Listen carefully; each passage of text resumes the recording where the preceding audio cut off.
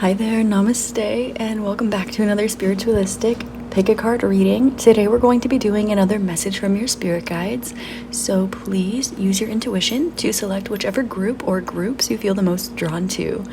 Today, you'll be able to find the timestamps as well as all of my information in the description box below, and it will help me out a lot if you like, comment, and subscribe to my channel. So, without further ado, select group number 1, 2, 3, or 4, and I will see you at your reading. I'm so grateful for you, and thanks for being here. Namaste. Hi there, group number 1. Thank you so much for being here. The card that you selected is Lost Lands from the Starseed Oracle deck. You have soul memories and gifts. You've done this before. So the first thing that's coming to mind with this card is that you are re-entering familiar territory in some way, shape, or form, but the emotion is clear. The energy that you are reapproaching this situation or this person or this opportunity with is clear, it's healed, it's transcended, transmuted, and ascended. This is beautiful. And with Lost Lands, this is saying that you might be going back to something that you haven't done in a long time, or you could even be meditating and exploring some new corners of the multiverse, of your own inner world, or just parts of yourself that you haven't explored yet. You could also be learning something new, studying, or there's a really strong Reiki or energy coming to this pile. So you could be getting into that, you could be practicing Reiki, or whatever this is. There's something, they're showing me like a pink and blue, kind of like the colors of this card, but like sparkling out of your aura. And they're showing me also someone doing like child's pose in yoga. So you could be like taking a beat, something that you've healed and now have the opportunity to reapproach. Soul memories and gifts. There's something that you are meant to do, something that aligns with your path. And I'm hearing like if only, like there's something that something that resonates with your wildest dreams that's coming to fruition. And it's slowly but surely because you've put the work in. And something is like recycling, and it's happening really fast, like increasing in momentum or in velocity. They're showing me something that is increasing exponentially and also speeding up as well. So there might be some things that are speeding up in your life that are actually causing you to feel very, very lucky. You're about to start noticing a lot of differences, a lot of changes in your life and the people that are in it. Now you might be picking up a new hobby, having a new job offer or opportunity soon. Another thing that's coming to mind is learning, but a lot of opportunities. There's going to be an opportunity to dive deep, to explore. I'm hearing the phrase Q&A, so you might be interviewing someone might be very curious about where you got to, where you are, or you might be having an opportunity to interview someone. There's definitely an energy coming out here about something coming full circle and having an opportunity to show how you took something that was broken and mended it. And I'm seeing this beam of light down here and being drawn back again to this underwater energy as well as like Reiki or energy healing. So there's definitely something ethereal, something spiritual, something that you have embraced energetically, where I'm hearing mind over matter, something where you made the impossible possible. And I'm hearing the impossible dream in my head as well. So let me take a look at your cards. They are saying that there's another message in here for you. They're saying the sky is the limit when it comes to something too. Whatever's readily coming to your mind, maybe if you have started a new hobby or are thinking about starting a new project or reapproaching something, they're saying the sky is the limit. Don't be afraid to go for it. And I'm hearing like a giggling, like an excited, happy giggling. So there's like your inner child might be very happy about this. You could have children around you that are happy for you, or if you have children that you know that have passed on early, or perhaps you resonate with having like a future child in the ether or something like this. There's definitely energy of children coming through, like that are very happy and giddy and proud of you. Now this will resonate in different ways for everybody, but I'm definitely feeling that. So if you have however you resonate with children, whatever sparks your intuition, they are coming through in the spiritual realm to say that they're so excited for you, and your inner child is like excited as well. Ooh, I love this. And you've done this before, so there's something that's familiar, something that seemed impossible, and you decided to go against the forces of nature, or you decided to make the impossible possible, something like this, like something that seems like a miracle or a like 180 transformation. You really made it happen.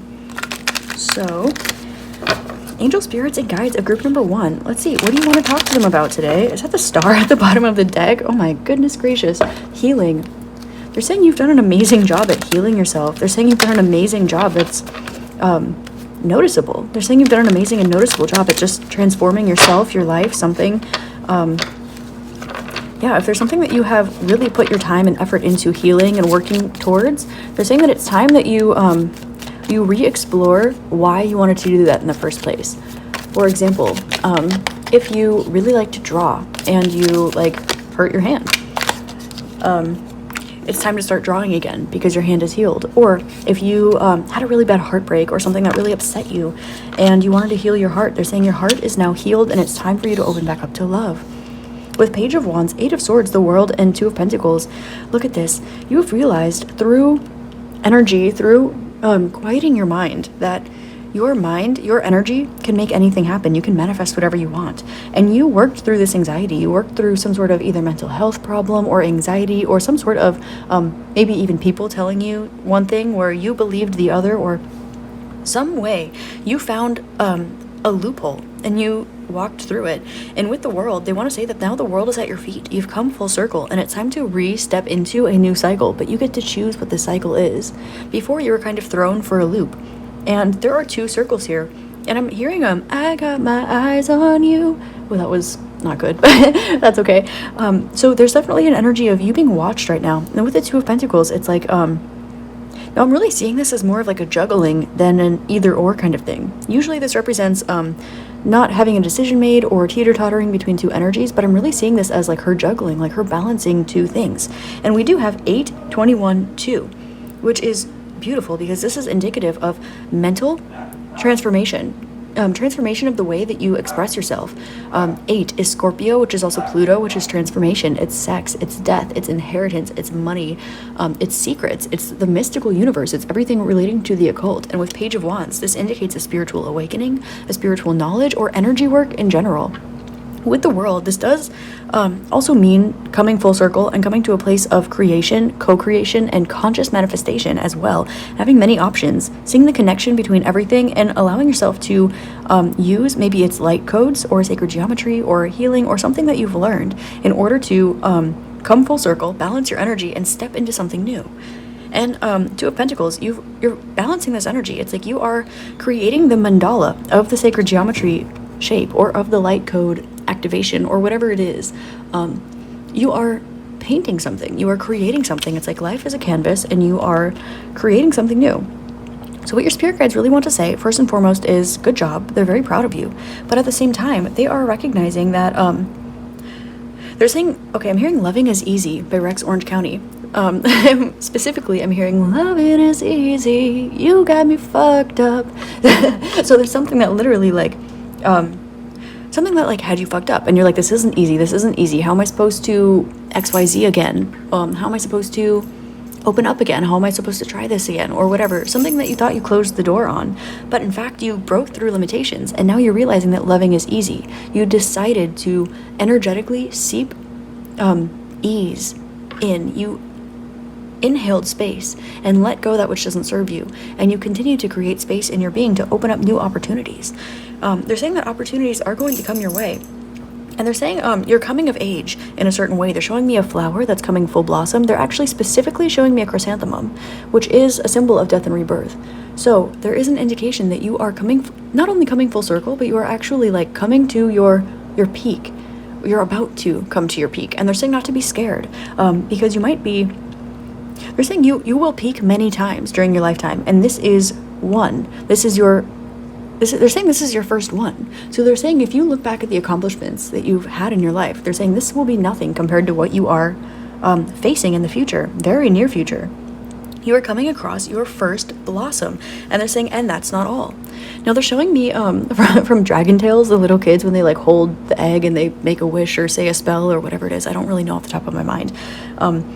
But they're showing me this to indicate that there's something that you have access to. There's something that is perhaps unique or occult or lost or healed, completed, that you have access to. And because of this, there's something that keeps you both grounded and in the spiritual realms at the same time. And they're actually commending your efforts on doing a great job at balancing both your spiritual and physical wellness. There's something that you have broken through, some cycle that you've shattered, some karma that you've broken, something that you have healed, released, transmuted, alchemized, and then replaced. Like, you have replaced this energy. Not only have you healed it and created space for something new, but you've actually allowed something else in. So they're saying that this is where the blossoming happens, because now you've absorbed all the fertilizer, you've absorbed all the good nutrients, and now you are coming to this place where you are actually you're going to be like opening your eye for the first time.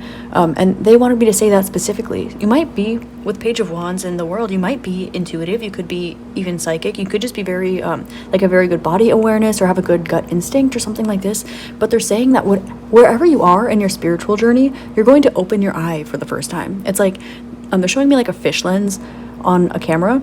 So you're going to be seeing something from like a new perspective, like something that, they're saying something that seemed distorted, you're now going to be seeing clearly for the first time. And you're going to be seeing it from a higher perspective that allows you to really embrace the magic and the healing of life. You're really going to be able to, like, they're saying suck the nectar out of life. And they're showing me like a hummingbird, just like going at a plant, like just loving and enjoying all that sugary, sweet nectar on the inside. And nectar is, of course, like a symbolism for like the golden healing nectar, which is golden healing light that pours down from the ethereal realm, from the 12th dimension, down through our crown chakra. And it's all sparkly and golden, and it's healing, and it's like this nectar. People say it comes from like God or source or the 12th dimension, but this is like true healed energy. This is the energy of healing, of ascension. And so you have ascended a particular, maybe it's one of your chakras, you've ascended a part of your body, you've ascended your being or a level of your consciousness. There is something that has completed its ascension cycle, and so they want to give you a round of applause. And I saw 1111 on the recording time, and I literally, now I almost never say this when I see 1111 because I'm just so deep down my own rabbit holes, but I literally heard 1111 make a wish. And I haven't said that since I was little, and that's adorable and sweet and so just like pure and innocent, and it makes my inner child happy. So your inner child is going to be so happy, and they're saying that you have a wish. You have a wish that you are able to make, and it's going to come true. And they're saying use it wisely, but at the same time, you already know what it is that you want. So don't be afraid to ask for it. They're saying that is your last task, is not being afraid to ask for what it is that you want. This is where you may be going back and forth, but you have the opportunity to create something new. Now we have 8 and 3, which is 11, with 2 more, which is 13. And they're saying that you have realized that there is more than meets the eye to every single situation. No matter what goes on, there's a lesson behind it. There is something that you can heal, alchemize, use. If you're processing an energy, you can process it through energy, through your mind, meditation, through your body, yoga, energy work, something like this. There is always another approach to whatever it is that you're working on. And you're starting to really, like, you're seeing this from the bigger perspective. See the seed of life here. It's like you have figured this out, and you have completed the cycle. And they're saying now, don't be afraid to ask for what you want, because you know that there are many, many different ways that this can, the universe can maneuver giving this to you. So don't be afraid to ask. I love this. Look, you have the Queen of Wands at the bottom of the deck. Creative accountability, creative freedom and inspiration, and going with the flow, allowing yourself to relax, allowing yourself to be inspired, and allowing yourself to be impulsive and go with the flow of the current moment. They're saying that your spark is coming back, and people are seeing that within you as well. There's something too, there's like this Libra energy. Of course, we have wands coming out twice, so Aries, Leo, Sagittarius, but really it's like Sagittarius and these kind of scales with the 2 of Pentacles. It's also drawing Libra out too. So check out Jupiter, check out Sagittarius, check out Libra and Venus in your chart. There might be some things transiting right now, or some aspects that you're working on. Also check out your dashas, where you are in your life cycle as you process the energy of your chart, because there are some things that you're going to want to be aware of so you can use the energy to the best of your ability.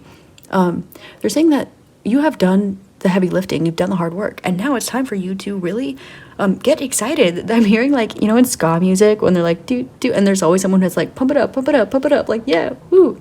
Like your spirit guides are going like pump it up, like they're like trying to get you like amped up. They're like, yeah, let's go, like get your foot on the beat, like let's do this, like okay. They're saying there are some changes that are coming into your life, and I'm seeing somebody like happy crying. Oh my gosh, not the Empress. Oh my goodness gracious, look. 6 of Pentacles. Okay, so you have the Empress, the Page of Cups, hello, the Justice, Ace of Wands, and 6 of Pentacles. And they're showing me, or I'm hearing Loving is Easy by Rex Orange County again. So listen to that song. There will be messages in there for you.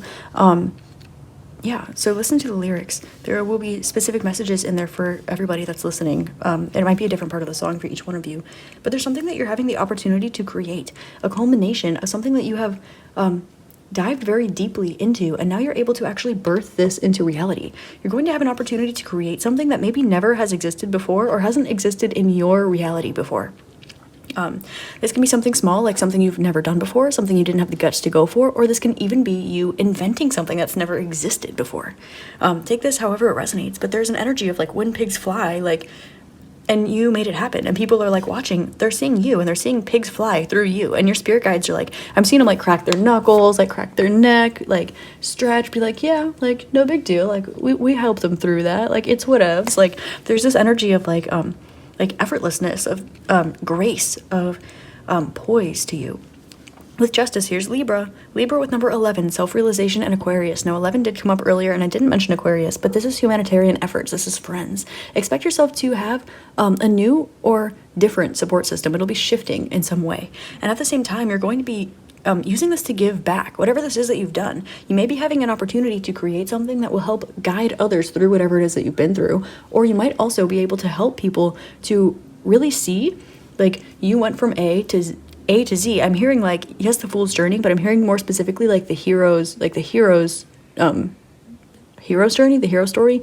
You know, when you're like building a business and you're looking into marketing or something, you're like, always tell people like there's A and then there's C, and then you show them that you can give them B so that they can get from A to C. Like always have the before and the after for whatever it is. And you are like a living, walking, breathing proof of whatever this is. Whatever your A to B or A to C is, you've really finished this journey. And people are seeing it, like, and I'm hearing like self-promotion. It's like you are a walking, living, breathing example of what it is that you preach. Like with the Ace of Wands, there is a realization here. There's also a culmination, and I'm really seeing like fire.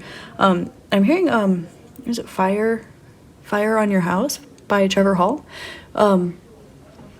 This is saying like you've been burned enough times to master the fire element. Like you mastered the fire element through being burned, and then like it's like when people put fires out like on candles or whatever with their fingers, and at first you're like, how do you do that? I'm also seeing somebody like walking on coals, like burning coals with bare feet, because you have grown to the point where your energy is able to tackle something that is like seemingly impossible. There's something where it's like theoretically it's possible, but tactically it shouldn't be. But you have broken that mental narrative. You've broken this mindset. And now Six of Pentacles, you're finally going to be able to receive something that you've always wanted, and you're going to have the opportunity to give back. Because I'm getting here that you've been giving without receiving, but now the receiving is coming in. So you're going to have an influx of receiving, which will allow you to have overflow to give back, which is gorgeous, beautiful energy. So your spirit guides really, really want you to know, they're saying continue to dive deep. You're going to have access to something new spiritually. So if you meditate or you are having different dreams than you normally do, they're saying not to be afraid to go there, however that resonates for you. You might have an idea of what it is, you might not. Now there's something that they're trying to draw your attention to, and this will be something that you haven't explored since you were a child, or something that you've never explored before. So they want you to know that they're holding your hand through it, walking you through it as they always do. And I'm hearing the poem, like the Footsteps in the Sand poem. So you might want to look into that and just really read the message, because it's so beautiful. But at the same time, they're saying we're going to have your back just like we always do. So they're going to hold your hand and guide you, walk you through something. And they want you to look back at whatever this is that you've culminated and have faith in them, because you're able to see that you are not alone through this. You did a lot of the heavy lifting. You did a lot of the work, but they showed you what to do and how to do it. You were the one that took the initiative. You were the one that took the action. You were the one that meditated. You were the one that listened.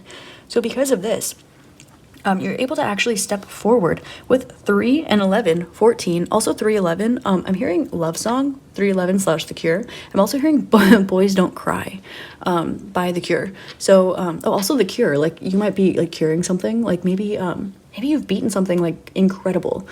But at the same time, you have number 6, which is your daily routine, because there's something that you showed up. You showed up for yourself. You showed up for yourself, and you made something possible. There's like this, I'm thinking of like just a lot of different examples are coming through at once. So I'm not going to like spend your time here giving examples, but there's something that seems like impossible. Someone was like, oh, you can't do that. That's not going to happen. And it just like It happens because you showed up every day. You didn't say anything. You just showed up and put the work in. You listened to your guidance. You followed your intuition before it made sense. And now it's actually opening up new spiritual portals for you in the mind and the body and the spirit, because you used every single avenue you could find in order to tackle this. And they're really saying that the scales are balancing now. You have Justice and the Six of Pentacles. And I'm really hearing, love song like really, really strongly in my head.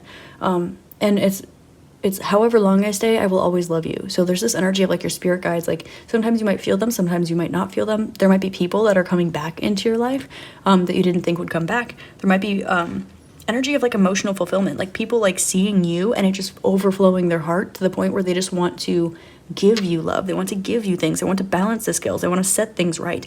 And they might even come to you with their own mental anguish and say, how did you break through this? And it might not be the same thing that you even went through. It might just be the fact that you overcame something in general, because a lot of people will get stuck, whether something in their mind, in their body, or their spirit. And in some way, shape, or form, you have used a tool or like a box of tools in order to approach this from every angle, find that like access point, and then transmute and pop it out and turn it into gold. Beautiful. Can I get yeah, so I'm going to pull some advice for you. They're saying I'm hearing Keep Holding On by Avril Lavigne. They want you to keep learning. They want you to go deeper down the rabbit hole, because they're saying that now, oh, now the fun's just beginning. Oh, now the journey's just starting. And you might be like, what? Like, what after all this? And they're saying, yes, now the journey's just starting, but this is the good part. They're saying this is the fun part. This is the part where, like, I don't know, like all the flowers are singing and everyone's like having a good time and skipping around and dancing. Like, they're saying that this is the part where the magic comes in.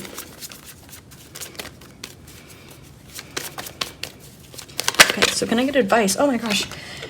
Okay, they're really emphasizing with the star, and I'm being told to take this literally. Like, there is a wish, and they want you to use it. You have a wish, they want you to use it. And with the Two of Cups, they're saying don't be afraid to ask for whatever it is that you want. With the Queen of Pentacles, you have it. You are standing in the energy of abundance. Where do you want to put that towards?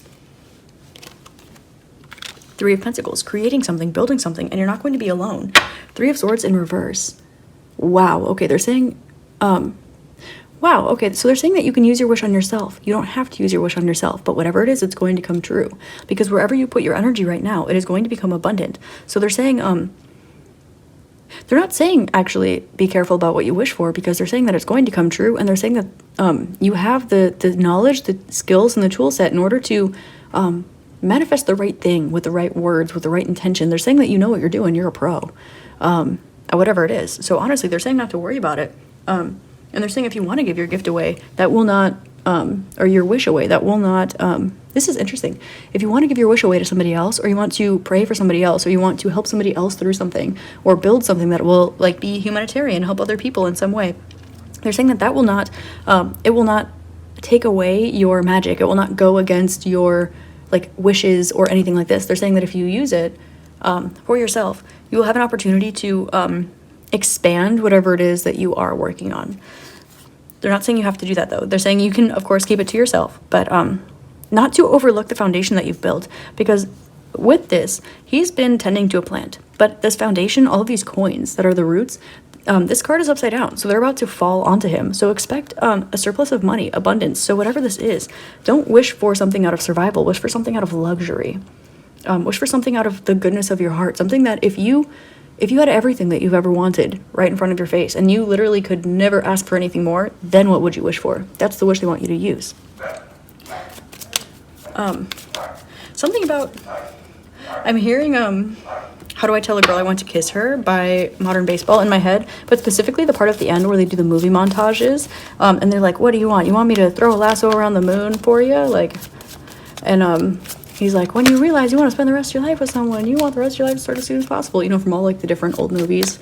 So there's something like this. They're like, you have some sort of deep love or deep desire within you. This doesn't have to be about like a person. This can be about a project or a hobby or like an opportunity. This can be like familial or like for a really good friend, or maybe you want to draw in like old friends, new friends. Maybe there's like, something like this. Maybe you want to move to Tahiti, you know? And they're saying like, they're really like, they're really simplifying this. They're literally singing to me, when you wish upon a star, makes no difference who you are. So they're literally saying like, if you were a child and you were like if you were a child and you had everything you could ever want and your imagination was running wild and you had one wish, like they want you to go back to that, like go back to your center, like tune in with your inner child. They're saying that your inner child is like leaping for joy and it's so excited about something that's coming up because you have the opportunity to see the culmination of what it is you're going to wish for. You've done a really great job at healing your inner child. You've done a really great job at helping other people along your own journey. And now it's time for you to receive. It's time for you to connect. It's time for you to stand in abundance, stand on your throne, and then you're going to be able to use this to give back. And I am really seeing a lot of children, like really, really like, so if you've really been wanting to have children, or if you've really wanted to like help children, like build an education system or feed hungry children or like adopt a bunch of like children who are orphans or like just something like I'm just hearing like for the children, do it for the children. So however that resonates for you, like you could be like a parent and you want your kids to have the best life ever, you know, or maybe you want to like go travel and like build schools or something like this. Like they're saying like the children like that you're going to be connecting with or are currently connecting with are like so excited for you to step into this new chapter because this is the chapter that they're in. This is the chapter that you're all like happy together in. And so take that however it resonates for you because that's super like a unique message. Super. But we have 82, so 1982 could be significant. You could be 28, experiencing your Saturn return, or just 10. This is an indication that you're completing cycles, and you're very determined. This is part of, like, well, we have 8, which is transformation. 8 plus 2 is 10, Capricorn, determination, Saturn. But we have the Queen of Pentacles as, like, the outcome here. So your advice is to, like, continue showing up, continue to be determined, but allow yourself to be this, like, ever-changing, ever-transforming butterfly. That is dedicated to their own growth because you have like learned the lessons from Saturn. So now you're going to be experiencing this long-term material growth that comes from Saturn because Jupiter gives like fast burning, bright blessings, but Saturn plants seeds behind your path. And then you look back and there are oak trees that like give for generations and generations behind you. So this is the kind of blessing that you can expect, something generational, something sturdy, something long lasting, something that you will never need to worry about again. And you'll be able to pay this forward. Yeah. I'm hearing like octaves and I'm also hearing like pentatonics in my head, which is interesting. So you might I don't know, maybe you like music, or maybe you like pentatonics, or maybe you want to join the Glee Club, or maybe your kid wanted to join the Glee Club and you couldn't afford it, or something like this. They're saying, like, don't be afraid to shine. Don't be afraid to, like, I don't know, I'm seeing someone, like, decorating a Christmas tree, or, like, stringing, like, twinkle lights around their house, or, like, doing something really cute. Like, they're saying, don't be afraid to just go, like, decorate your life now. Like, decorate your life. Decorate yourself. Like, live in abundance. Because you've gone through the heavy lifting, so they want you to drop the weight, but they want you to like lay down in a big puddle of like mush and just be happy, and then like do whatever it is that like makes you excited and giddy, like in your inner child, like whatever that would be. Like maybe if there's a smell, they're showing me like I'm smelling like cotton candy. So if there's like a smell that you really liked, or like a treat that you really liked when you were a child, they're like, go try it again, go smell it again, go get a candle that's that scent, or go eat something that's that flavor, or like something like this. They want you to like appease your inner child right now, because they want your inner child to lead the way for this next chapter of your life. They're showing me like your inner child like skipping / running like down a path and like holding your hand and like basically like dragging you through, like in a good way, but like full speed ahead, just like woohoo, like they're leading the way. So they want you to be aware of the fact that your inner child is going to be leading the way for this next chapter of your life. So they're saying be free, like be free flowing, like allow that to be the case, because it will enhance your life and you're going to love it. They're saying you're not going to need to worry about anything. And I keep hearing love song. Nine of Cups, self-fulfillment, feeling happy. She's jumping out of a treasure chest. She has all of these full cups that are literally miraculously floating, levitating. And she's just like in this orange, beautiful, or not orange, like this golden, beautiful aura.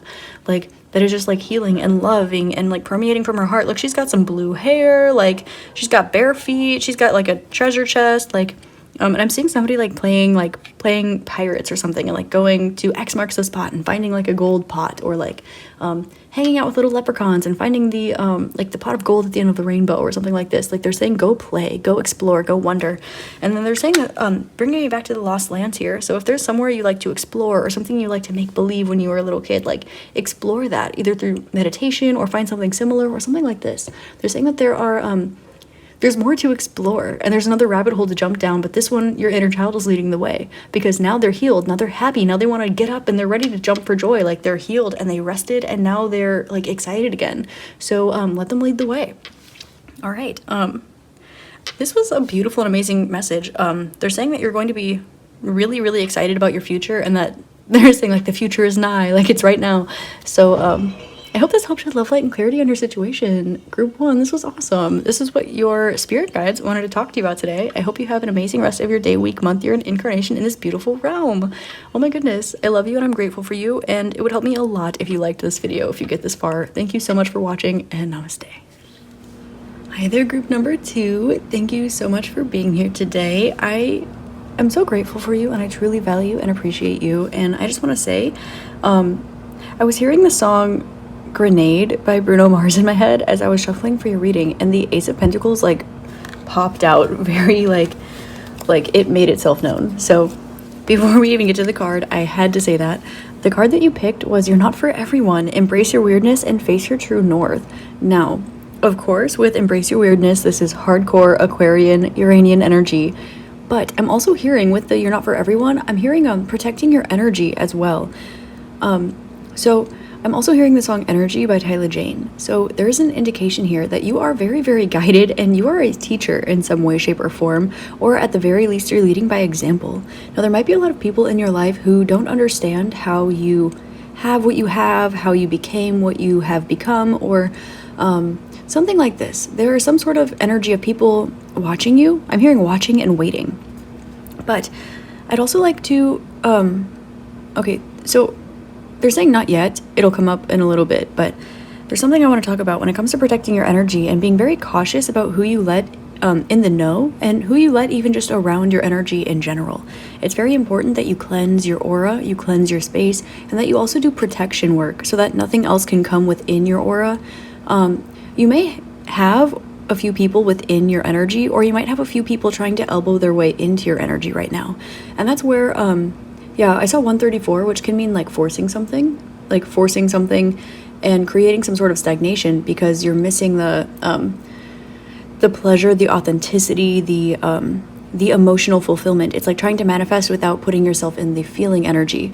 So something else might be trying to manifest you or trying to energy swap with you. And with the You're Not For Everyone, there's this energy of you being yourself is so important in some way, whether it's important to a small group, to a particular person, or just to like your role in the collective, your life path, or something like this. There's something about you that is very charming, very unique, and very intentionally placed by the universe. And so there are quite a few energies that are either jealous of you, trying to embody your energy or channel your energy, which belongs to you and should not be able to happen if you are purposefully protecting your energy. Also, rule number 1 of magic is literally you cannot tamper with free will. You do not tamper with other people. You don't put spells on other people. You just don't do that. And so when people are trying to come through your energy and channel your energy, embrace your energy, swap energies with you, or maybe they're jealous of you and they're putting like psychic attacks or spell works and things like this on you, know that you're protected, but also know that the moment that you feel off and it's not yours, immediately do not claim it. Immediately give it back. Give it away. You can return it to the sender. You can, of course, just do your own work and cleanse the energy out without returning it to the sender, as that is how energy is transmuted.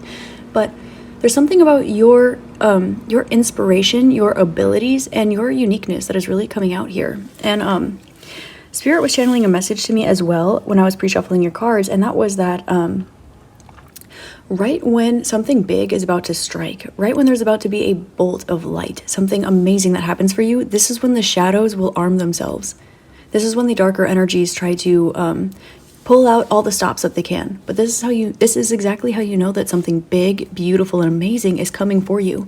So when you are minding your own business and out of nowhere you feel someone doing spell work, or someone doing a psychic attack on you, or getting really jealous, or people that you've cut out of your life trying to come back around and pull out all the stops, or just shadow energies trying to distract you, that is how you know that something beautiful is on its way for you. Because the light loves to give you surprises. They want to see the biggest smile on your face. They want to help you grow, and they want you to sink into the energy of your level up. level up. But as soon as this starts to happen, as soon as this energy starts to alchemize within you, this is when the shadows will pull out all the stops. So this is actually a good sign, even though there might have been some uncomfortability going on here. But just take it as people, places, and things, energies showing you their true colors. And now they're saying I can go back to what I wanted to bring up earlier. 4:44 on the recording time, so something about the placement of this is pertinent, I guess. But be very careful about who you spend your time around, because you're not just exchanging energy with that person. Our energies have a tendency to be a culmination of the people that we spend the most time with or the closest with in our life. Typically, we have room for about 5 to 10 other people in our aura at any given moment if you are not consciously doing the work to maintain solidarity and cleanse this out of yourself. So because of this, you are not just exchanging energy with this person. You are exchanging energy with everyone that this person interacts with. Therefore, by the transitive property, anything that is linked to something or someone that you're linked to can have access to your energy if you are not doing the work. So, for example, if there is, if you have a really good friend, for example, who, if you're really good friends with somebody and somebody else wants to be their friend and they feel threatened by you or something like this, they then have access to your energy. You're not just accessing your friend anymore, you're accessing your friend and all of the people that they're spending time around. So if your friend is making bad decisions, expect that energy to be in your energy exchange. And this isn't just in the way that, this can be conscious, this can also be subconscious, but it exists, it happens, and it's very true, it's very real. Which is why, you'll notice why a lot of monks, their energy is so solid, because they spend all of their time around other people who are devout.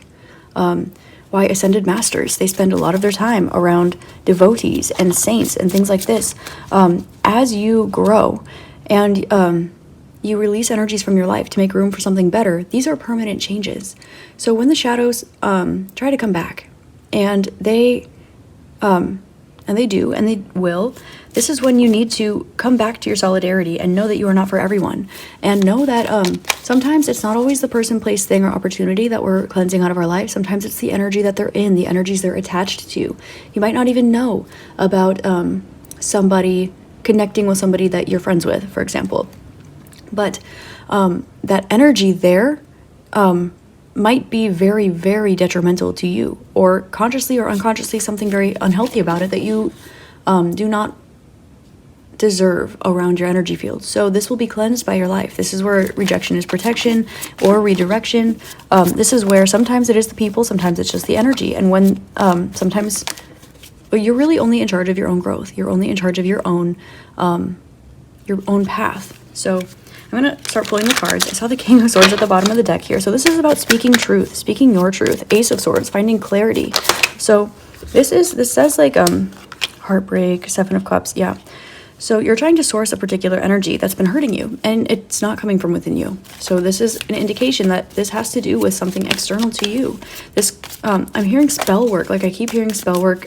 This could be like a psychic attack. This could be, Spirit keeps showing me a situation. Now, this might only resonate with some of you. This can be a coworker, a family member, a friend, or something like this. But it's like, I'm seeing, like they keep showing me like this situation from like a movie I was watching, where it's like there is a girl and she's like best friends with a guy, and then this guy doesn't like that she has like a guy best friend, so then he's doing all of these crazy funky things in order to like put the wrong idea about the girl in his head, or he's like trying to, like, they don't know each other, but he's trying to like essentially like stunt on the friend because it's like threatening, but the friend is just like living through love, you know? So there's something like this, like the scene that they keep showing me. It's like maybe somebody is like they're jealous of you in some way, shape, or form. And so 7 and 3, This is a 10, Capricornian energy, so it's determined, but it's also, 10 is the devil as well, so this is definitely a shadow energy, and something about heartbreak, this, it's like this pain, something that doesn't belong to you, something that doesn't belong as well, so if you start randomly, like, say, breaking out into hives, or randomly get allergic to something that you're not allergic to, or you start randomly, like, feeling like depressed or anxious or something that literally doesn't belong to you, something you've literally never experienced before, you didn't change anything, you know, you pull out all the stops, like, you're like, is it my diet, is it my, like hygiene, is it whatever, and everything is like perfect, everything is perfect, it's not you. So it's time for you to cleanse some things out of your life, cleanse some people out of your life. I'm hearing 3 strike rule, so that might be very helpful for some of you with Judgment and the Hanged Man. I'm gonna ask for, okay, well, I wanted to ask for a redirection from this message, but your spirit guides really want to focus on this topic. They're saying that you have a lot of when you practice, whatever this is, whether this is if you're a psychic or you're an energy worker or you're like a spellcaster, a witch or something like this, you are very you have a lot of morals and virtues about what you do. You follow the honor, like the honor system that has existed for all of eternity, which is you do not mess with other people. You just don't do that. You don't cast love spells on other people. You don't like send attacks at other people. You don't send negative energy towards other people. Evil eye. No, you don't do that. You don't tap into deities and try to get them to manifest anything at absolutely all costs, because if something's not happening for you, there's a reason. This is spiritual. This is spirituality 101. And sometimes when people are not educated on a particular topic, they will just try to force, they will try to push, they will try to pull out all of the stops, and they'll say, well, if I can't have it, nobody can. And then they tune into shadow energy. And that is not healthy. That doesn't belong anywhere near you. And whatever this thing is that is connecting this shadow energy towards you by something else, your spirit guides want to make you aware. I think that you might have an idea of who or what or which situation this is, but they want you to try to avoid it as much as you can, at least for now, because as long as you have a link to this particular energy, the other thing will be able to access you through that. Whether this is like a bracelet or a t-shirt or it's a friend, there is something here that is allowing access to your energy. So do your extra work. They want you to be a little bit more conscientious. They're saying that you know what to do.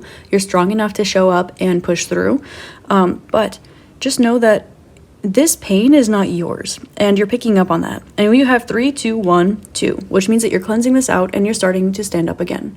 So yeah, there's definitely an energy of like force, because I just looked up, I saw 1134 again, so that is like realizing that something was trying to be forced upon you, but you cannot go against the rules of nature. That doesn't work. The fates, the spirit of the fates do not like that, so that doesn't work. And there is always karma. So with Judgment, this is saying that things are being balanced. Whatever this is, it has been returned to sender, it has been transmuted, it has been worked around, worked through. I'm hearing the truth has been revealed. So however the situation resonates with you, my ear is ringing. So the truth has been revealed, it's being talked about in the 3D, and something doesn't like this, but I'm hearing they're keeping your name out of their mouth because you're so protected that they literally cannot bring you up. They literally cannot bring themselves to mention your name. They literally cannot bring themselves to speak bad on you. You are so protected that your name is out of their mouth. I saw 1, 2, 3 on the recording time, and we have 3, 2, 1, 2 right now.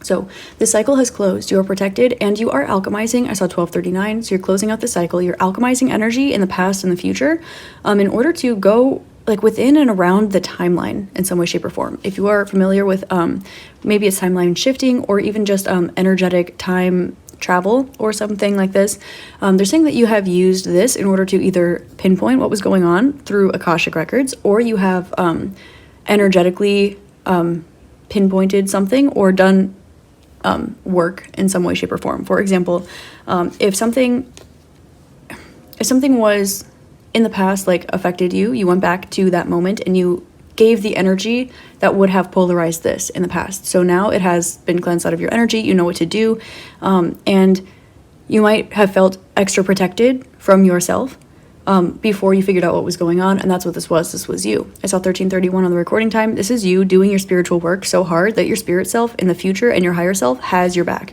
And as you take these preventative and proactive steps in the present moment to protect your past, your present, and your future self, you will feel yourself come through for you when you need it. You can even like download yourself a couple extras if and when you need it. For example, your spirit guides are always there for you, but you have to be there for you too. That is how the physical realm works. You are the only one that can manipulate and manifest in the strongest in the physical realm. That is why people do witchcraft. That's why people put little things in jars and stuff. And this is why people who practice this, it's very, very, very important that they're educated on what they do. And the fact that they are using the honor system and are using those, like, those guidelines, those rules. Like, you cannot, I mean, you can do whatever you want. That's how magic works, but you can't. You literally can't, because it will mess up with the timeline, right? And so as you're starting to notice that, you know, everything and everyone isn't always, like, following the honor system. They're not always upholding their values and, like, principles. They didn't all take, like, you know, the yogic principles oath. They didn't all take, like, the Reiki principles oath. Like, they don't, some people just like power and they use it, and this will never come to fruition.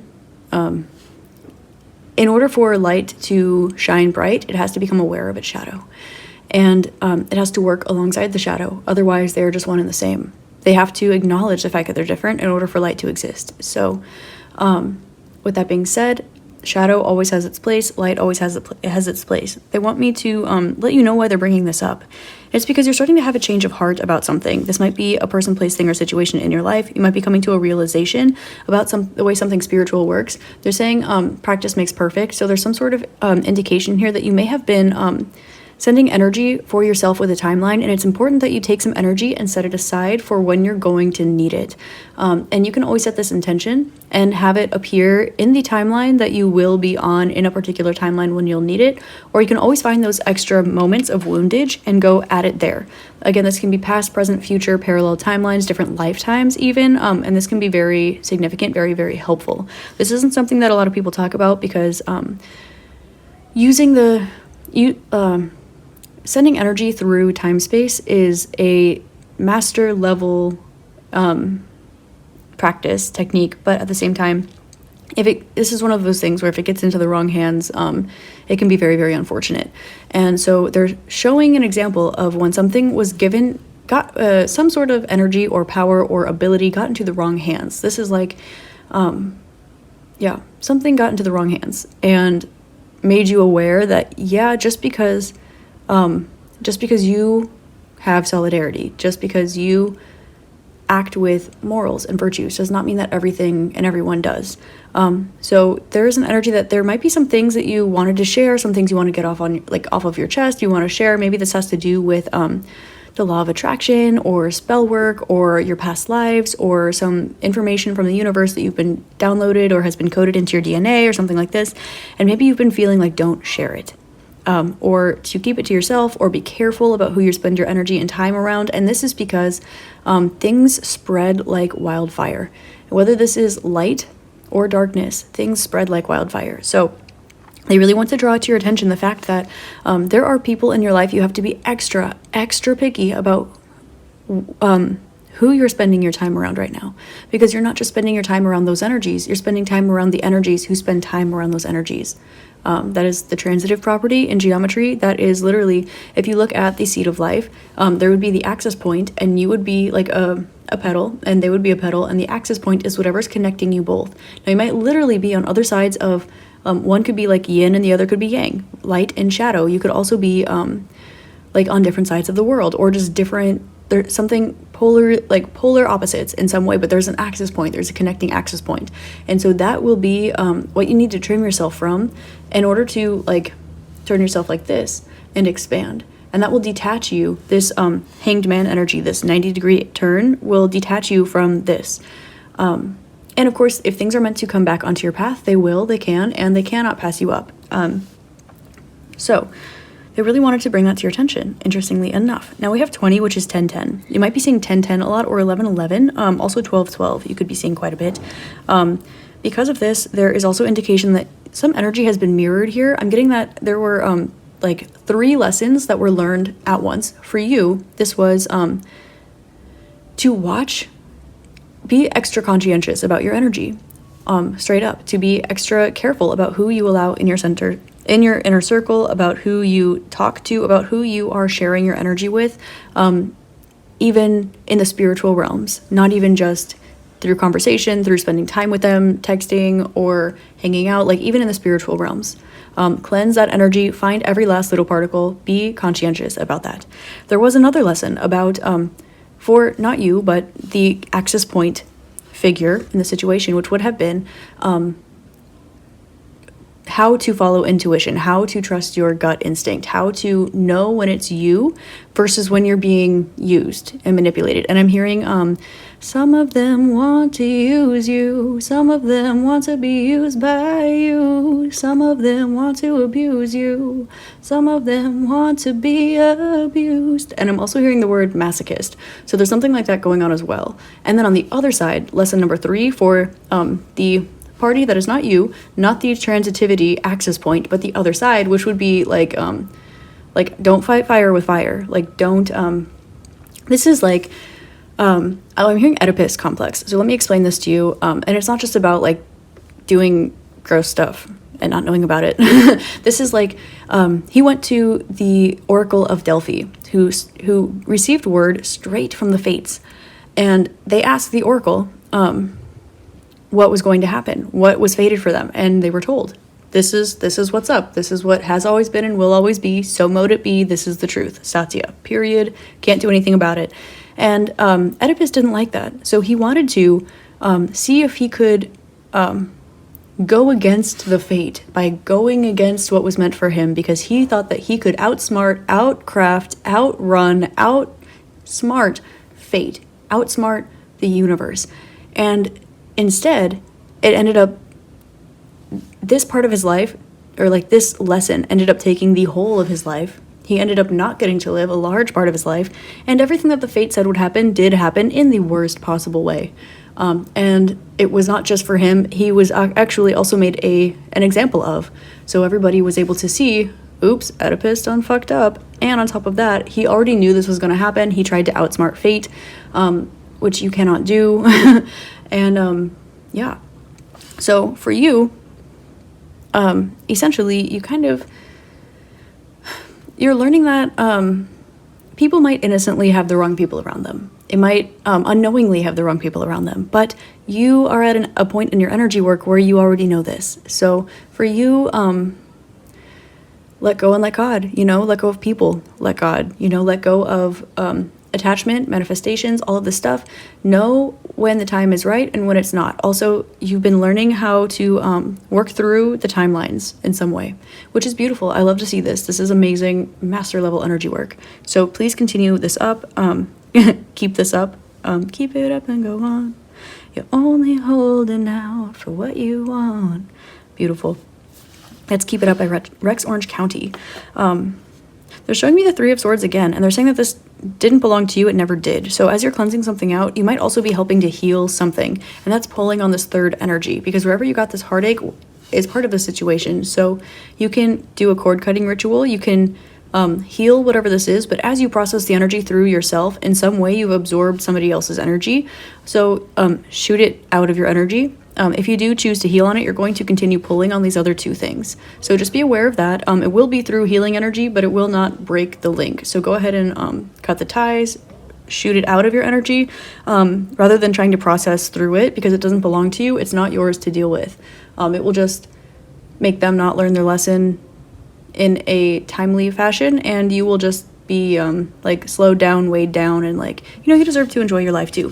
Also, I'm getting that their karma has already started too. I'm seeing 212, so 212 could be significant to you as well. Same with 1202, you could be seeing. So they're showing me the 9 of Cups. Oh, Knight of Cups. Hey, 9 of Wands, Emperor. Oh my god, look at these cards. I love this for you. Okay, so this is why right in the very beginning, do you remember when I said that the shadows pull out all the stops when light is about to bless you? And this, because I'm tight, and this is because it's because they know. It's like they're giving you a sneak preview that something beautiful is about to come. So that is why they will add things in the timeline. They will put these little ideas in people's heads who are not aware of, the wind is a spirit, and like every crystal is a spirit. And so when something happens, that's literally a spirit. Like possession is so common, even more so than people might think, because it's sometimes one particle. It doesn't always have to be like we see in The Exorcist, although that can and does happen, unfortunately. But kind of the opposite is happening here. It's like you are light. You are, they're saying 12th dimensional consciousness, so go group 2. Because of this, you are light. Your light is like burning out all of the darkness, all the shadows. And because of this, you are magnetizing. You're magnetizing a blessing. You in yourself are love. You are feeling healed. You're feeling on top of the world, financially abundant. There are going to be some blessings coming your way. When it comes to money and love and the ability to let loose, like let your hair down. Also, your inner child's going to be pretty happy too. There's going to be an indication of feeling free, learning something new, and having an opportunity to travel as well. With the Emperor, this is saying that there are going to be some things that are showing up in your life that are permanent. So expect some of the new changes that are happening that are positive to stay there, which is why they didn't want you to share your blessings. They didn't want you to have a blessing and then give it away, because that would be connected to another energy that didn't do any of the work, which would be the one that was consciously trying to send you negative energy. So you needed to be detached from this energy in order for you to get all your blessings, because you're not for everyone. And so just because you love everything and everyone, because I see that with the Nine of Cups, this is what they're showing me. Your spirit guides are showing me that you are so loving, that you will always love anyway. Your love will always be unconditional, and you will always treat everything and everyone like that even crosses your path, let alone those that are in your life. And this is not only so beautiful, but it's coming back to you in return. And so there's like this last-ditch effort in order to not kick you when you're down, because you're not down, but try to push you down so that you have to stand up instead of being able to step up onto, say, the podium. It's like your spirit guides have you on a pedestal, but they're saying that you belong there, you deserve to be there, you worked for that. And because of that, you are going to have an opportunity. Look, Nine of Cups, emotional freedom. 9 of Wands, spiritual freedom. She's just finished fighting a battle, which is why she's a little bit guarded, but after this, she drops all of her burdens, and she's able to move on and walk towards the light. We have 9, freedom, horse in the middle, freedom from all of this, freedom from needing to make choices, difficult choices, freedom from heartbreak, freedom from not seeing like the table turn, not seeing things go in your favor, and really realizing that you're about to pick up on a message. You might have been intuitively picking something up, dreaming about something, or even like your ear might have been ringing. You could have been picking up on something like, oh, something's coming my way, someone's trying to talk to me, something like this. But because this energy was connected to you, it wasn't allowing it to come near you. Things may have been happening to you recently as well, where there might be people who they're showing me possession also. This is like something cannot touch your energy because you're so protected. So they're trying to touch your energy through something or someone else that you care about, like dangling it in front of your face, because this energy cannot physically touch you. It can't go near you. It can only touch something. It can only touch something that you can also touch. And I'm hearing the word Horcrux like in Harry Potter, so I don't know if that's significant for any of you as well. So there's something like this where you really need to be conscious about who you're spending your time and energy around, and set an energetic filter. And they also want you to set intentions. The people in my life are positive trait. And people with negative trait are not welcome in my life. They really want you to differentiate these energies and look at them and manifest this, because you are about to be receiving a message you've maybe been picking up on. You're about to receive some like job offers or like a raise, a promotion, something like this. You're about to have an opportunity to let your guard down, but you need to they want you to go back in the timeline one more time with these like pros and cons list of energies that are allowed and energies that are not allowed, and they want you to really differentiate these, go in the timeline, and they want you to add a little extra bubble in the past, present, and particularly in the future, so that what comes around is extra protected, and you know that you can drop your guard. You know that you can move because there's something that's going to be happening quickly, something that might change your life or flip it upside down. There's something that it might be, for example, with these 2 9s here, might be asking you to move on a dime, or somebody might be asking you to, I don't know, start a business with them, or get in a relationship with them, or go on a grand adventure, or something like this.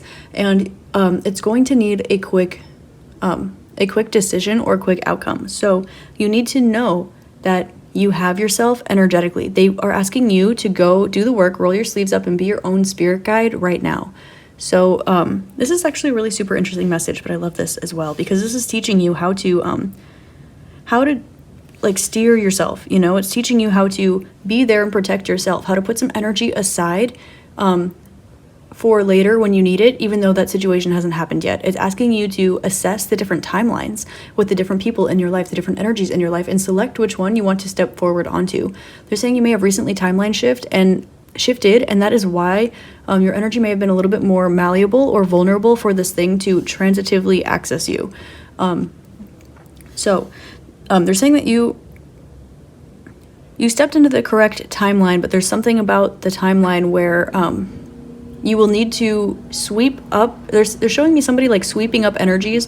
It's like you maybe something really small, like maybe you vacuumed your floor, you swept your floor, and then you changed timelines, and then in this timeline the floor wasn't swept or vacuumed, so you need to just go vacuum the floor one more time. So they're showing me that analogy. So there's something that you know how to do, like this, like maybe cutting people out of your life or something like this, where you've changed your timeline, and because of this you were a little bit more malleable, and you needed to redo something that you've already learned the lesson. You know how to take the action. It's not difficult. They just want you to sweep this thing up, this energy up one more time, because you've switched timelines.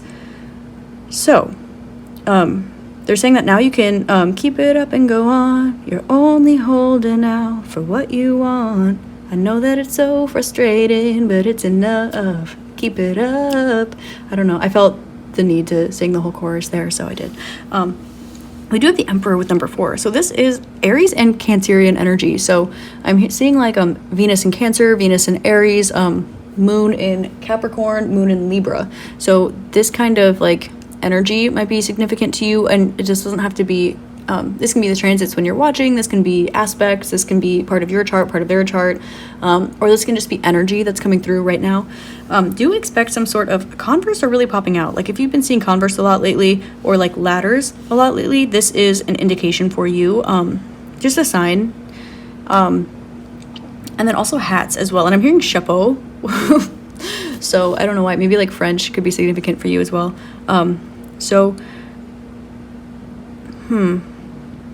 Okay, so sorry, they were telling me some ballet terms, but I'm not really sure how that will tie in, so if it comes back up I'll say it, but I am about to close out your reading, so we'll see.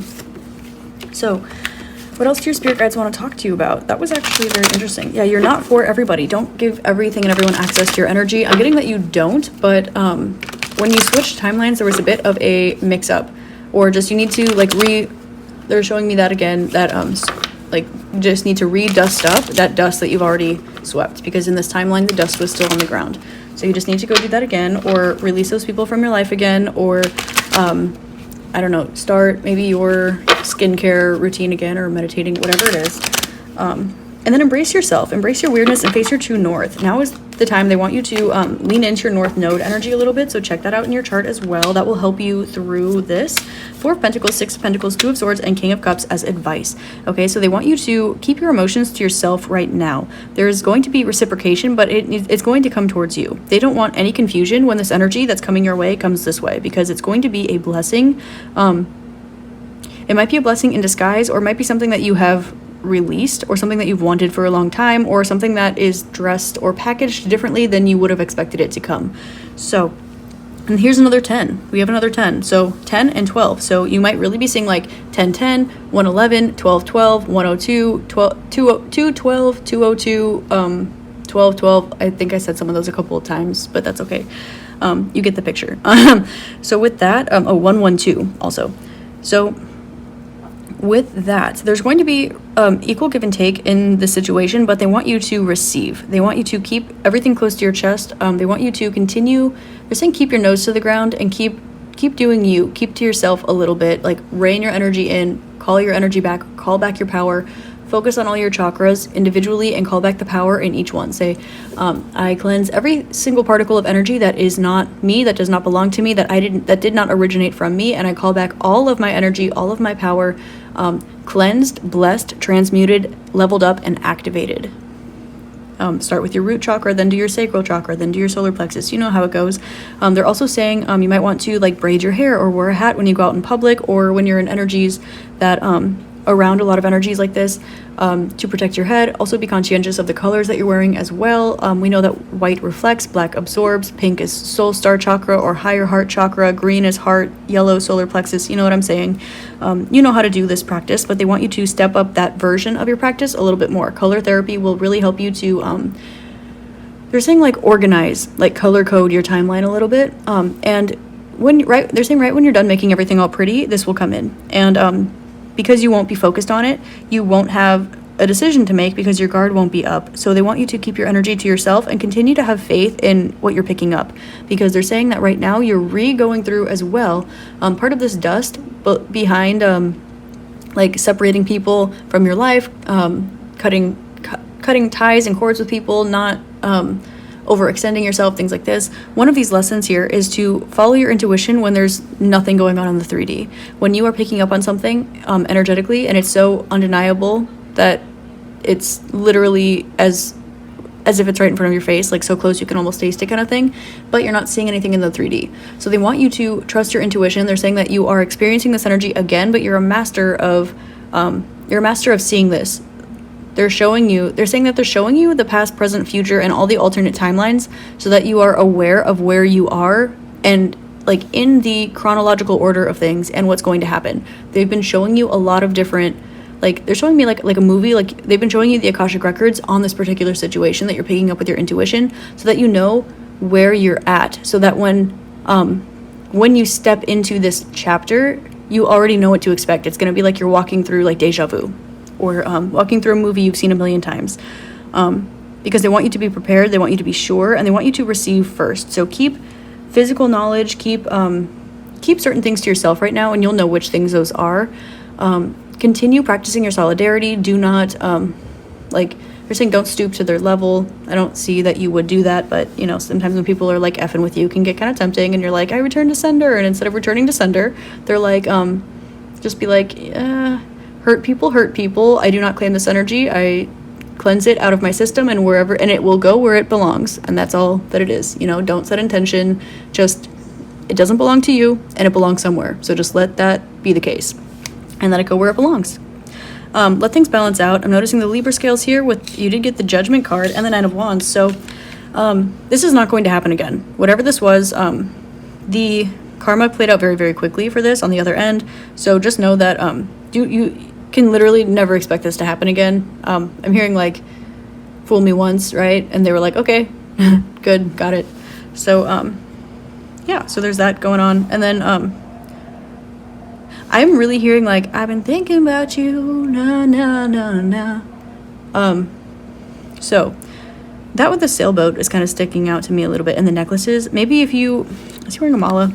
If there's something that you haven't taken off in a long time, they're asking you to take it off, because that might be something that has been used for this connection. For example, if you have like I don't know, if you have like a necklace or a bracelet that you never take off, and something or someone knows that, they might have attached the energy to the necklace or the bracelet. Like, this is called the surrogate method. I'm not going to get too much into it, but yeah, so something like that. And then cleanse it and charge it, and then you can always, when it feels holy again. I'm hearing Unholy by Sam Smith also, so I don't know. But you'll know when it's okay to put it back on. You'll know when it's okay, when it matches your energy. But there's like something that's attached to you that they want you to take a second look at or to remove. Just like maybe if you wear the same few crystals every day, or even if you just wear crystals every day, they want you to really step back into your own energy. Like, go a few days with absolutely no crystals. Go a few days without absolutely nothing. And then do your protection, of course. Do your cleansing and do your protection. But they want you to just be in your own energy. Like, get every last crystal, every last talisman, every last little thing that is not yours out of your energy.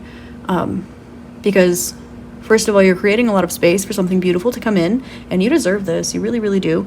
But also, it will limit, it will sharpen, they're saying it will sharpen your ability to recognize what does not belong to you. And then also they're showing me you're not for everyone again. It will kind of recenter you to yourself, and you'll actually feel more of a difference when you do choose to balance yourself with another energy, such as a crystal or a talisman or energy work or something like this. So do your cleansing, do your protection, very much protection. And then, yeah, other than that, just they want you to do your timeline work too, and they want you to save a little bit of extra energy and give it to the future. Not give your energy, but like collect some healing energy or some joy or something. And they're saying that there's going to be a spot in the past, a spot in the present, and a spot in the future where you'll be able to kind of like send this light out to. And then they're showing me also like that it's making a 3 like that too. So there's something about like, yeah, just alchemy and doing the timeline and healing something, alchemizing and transmuting an energy like in the spiritual realms. So do that work, and pay attention to the signs and synchronicities and what your dreams are trying to tell you, because when you hit the ground running into this there's like an activation point in this timeline that you grounded into. They want you to sweep up the dust, remember, and then there's going to be an activation point. So when this happens, they want you to be like I'm hearing All Eyes on Me by Tupac. They want you to be just like aware of what's going on so that you can walk through it masterfully. By the time your blessing gets here, it's going to require you to be in a certain energy or do a certain task or act a certain way, but by the time that this comes around, it's literally going to be second nature to you. So that is why that's why you needed to sweep up whatever that energy was, and then also call all of your own energy, all of your own power back, and a big release too of energies too. So everything that's not yours, just tell it to go back to where it belongs. Everything that is yours, claim it, and do this on like a molecular level. Like go back to like the very atoms of your being, like your cellular DNA, and call back what is yours, and you will feel past, present, future lives of yourself, different timelines, everything. Call everything that is yours back to the present moment and release everything that is not a piece of you down to the atom. Okay. So, expect a lot of happy changes. I'm sorry if you experienced this little bit of a blip, but it was for, mostly for a teaching opportunity for others. I'm getting that, this was pretty much the shadows like arming themselves because you have a really big blessing coming up. So they don't want to distract you from that. They want you to know that you are guided, you are protected, you are loved, and that they've always got your back. They just wanted you to, they wanted you to act as a guide for yourself on this one for some reason, and I'm getting it's because it has something to do with that activation point in the timeline that you're about to hit. And they're showing me the throat chakra crystal as well. So there's going to be something that you're going to need to speak about, and you're going to need to have walked through it. They're saying walking through it an extra one or two times definitely wouldn't hurt. So that's why this happened. And they're saying that this was like the second time and not to expect it again. They're also showing me like a peacock feather, which is drawing me to Krishna attention. They saw the throat chakra. Krishna is blue as well. Also kind of in some ways relates to like Arcturus or something. So if any of those things resonate with you, you might want to look deeply into them. Like, for example, you might want to read Bhagavad Gita or look into peacock symbolism, or maybe you need to think of a couple of new ways to change up your look, or find know that you stand out, know that your weirdness, embrace your Aquarian energy, this Uranian energy. We have the ring here of Uranus. Oh, rings could be significant as well. I was hearing Unholy by Sam Smith. I'm hearing that again. And then throat chakra too. You might want to just really like give some love to that channel too, between your heart chakra, your throat, and your pineal gland. So keep that nice and open, nice and healthy, nice and happy. And yeah, just do your chakra work, all this stuff. They want you to fall into a receiving energy because you've worked so hard. They want you to continue doing what you're doing. Keep your nose down. Keep your energy to yourself. They want you to stick to your routine. Draw a little more energy into your north node, but then know that no matter what it is, the receiving energy will be the biggest. So whether you are 10 Capricorn, like working super hard, working through whatever it is, your receiving energy should be a little bit stronger. If you are trying to peacock Uranus, be a little bit weird, trying to explore your individuality, make sure your receiving is a little bit stronger. They want you to stand in that energy. I also saw 311, and that is, I'm hearing Love Song by The Cure, because that's what 311 is reminding me of right now, because I've been listening to The Cure a lot lately. And so if anything, I hope I'm sharing good music with you. Anyway, King of Cups and the Emperor with the Hangman. They're saying that this is a clue for you as to what is coming, and that you will know what it means.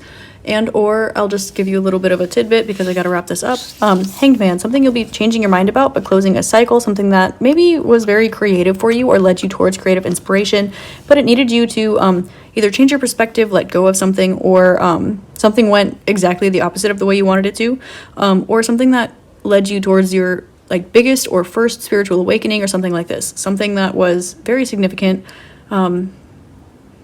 Number 12, also Pisces, right? Neptune, something that comes through in your dreams. We have the Emperor, something that you, okay, so I'm hearing two things. I'm hearing hit it or quit it. I'm hearing ride or die. And those are two literally opposite things, and that's the Hangman, so there could be that duality there. You have the Emperor, which is the ride or die, and you have the King of Cups, heart-centered action.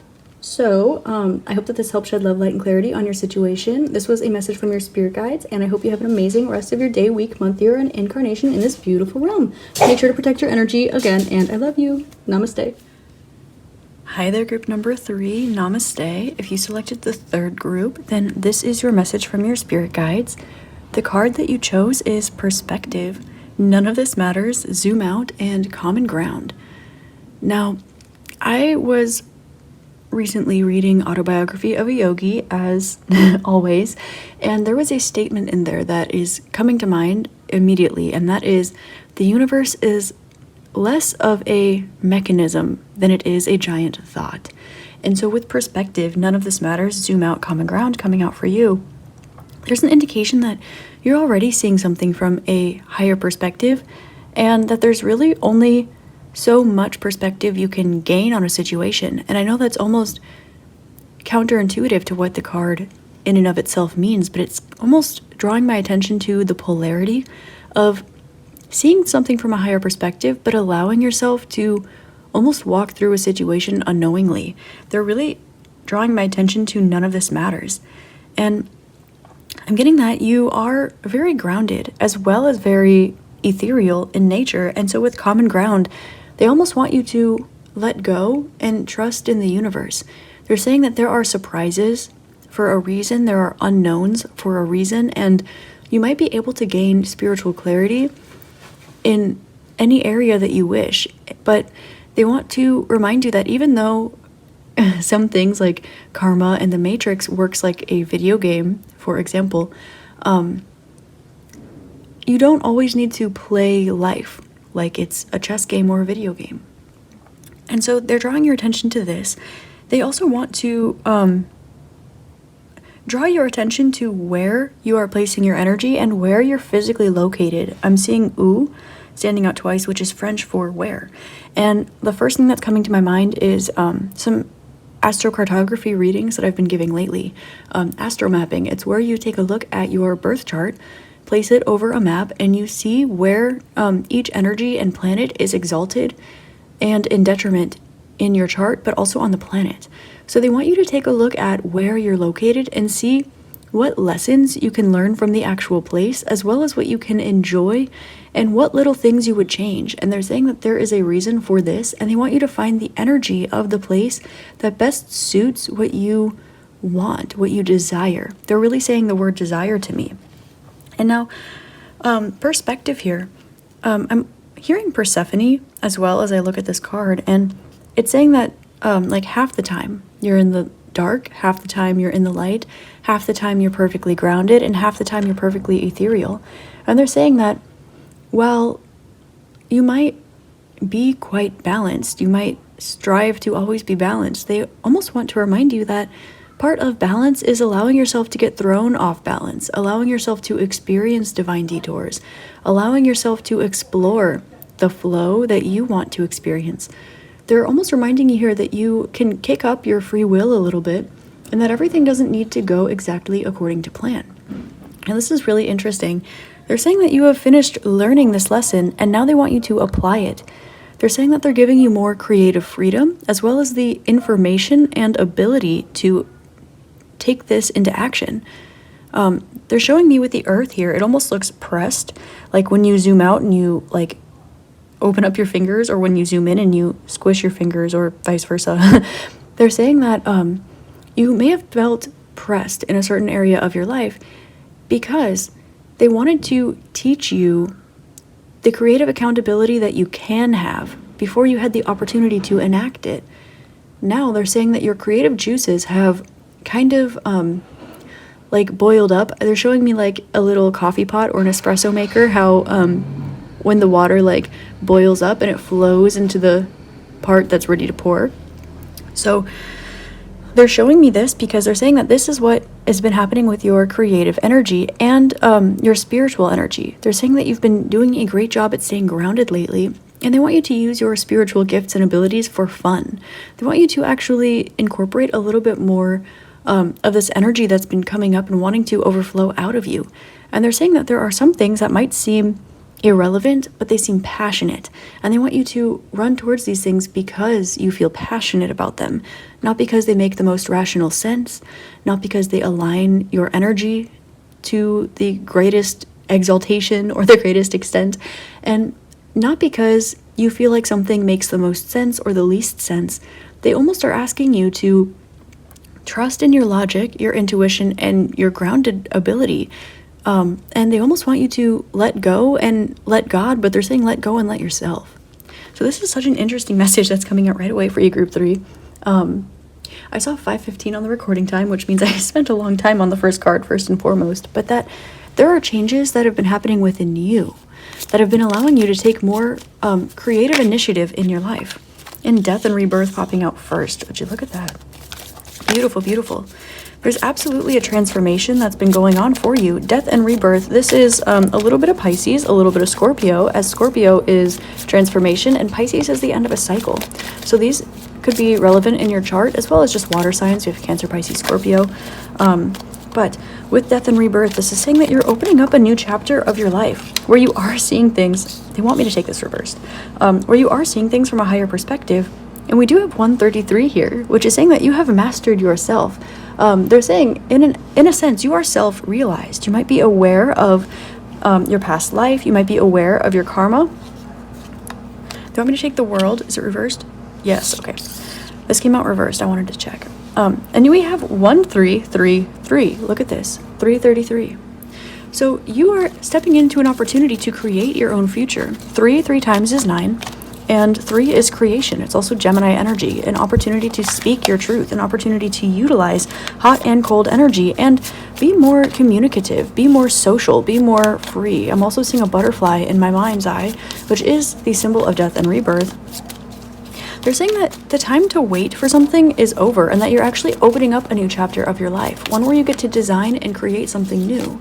I want you to look at your life as a canvas.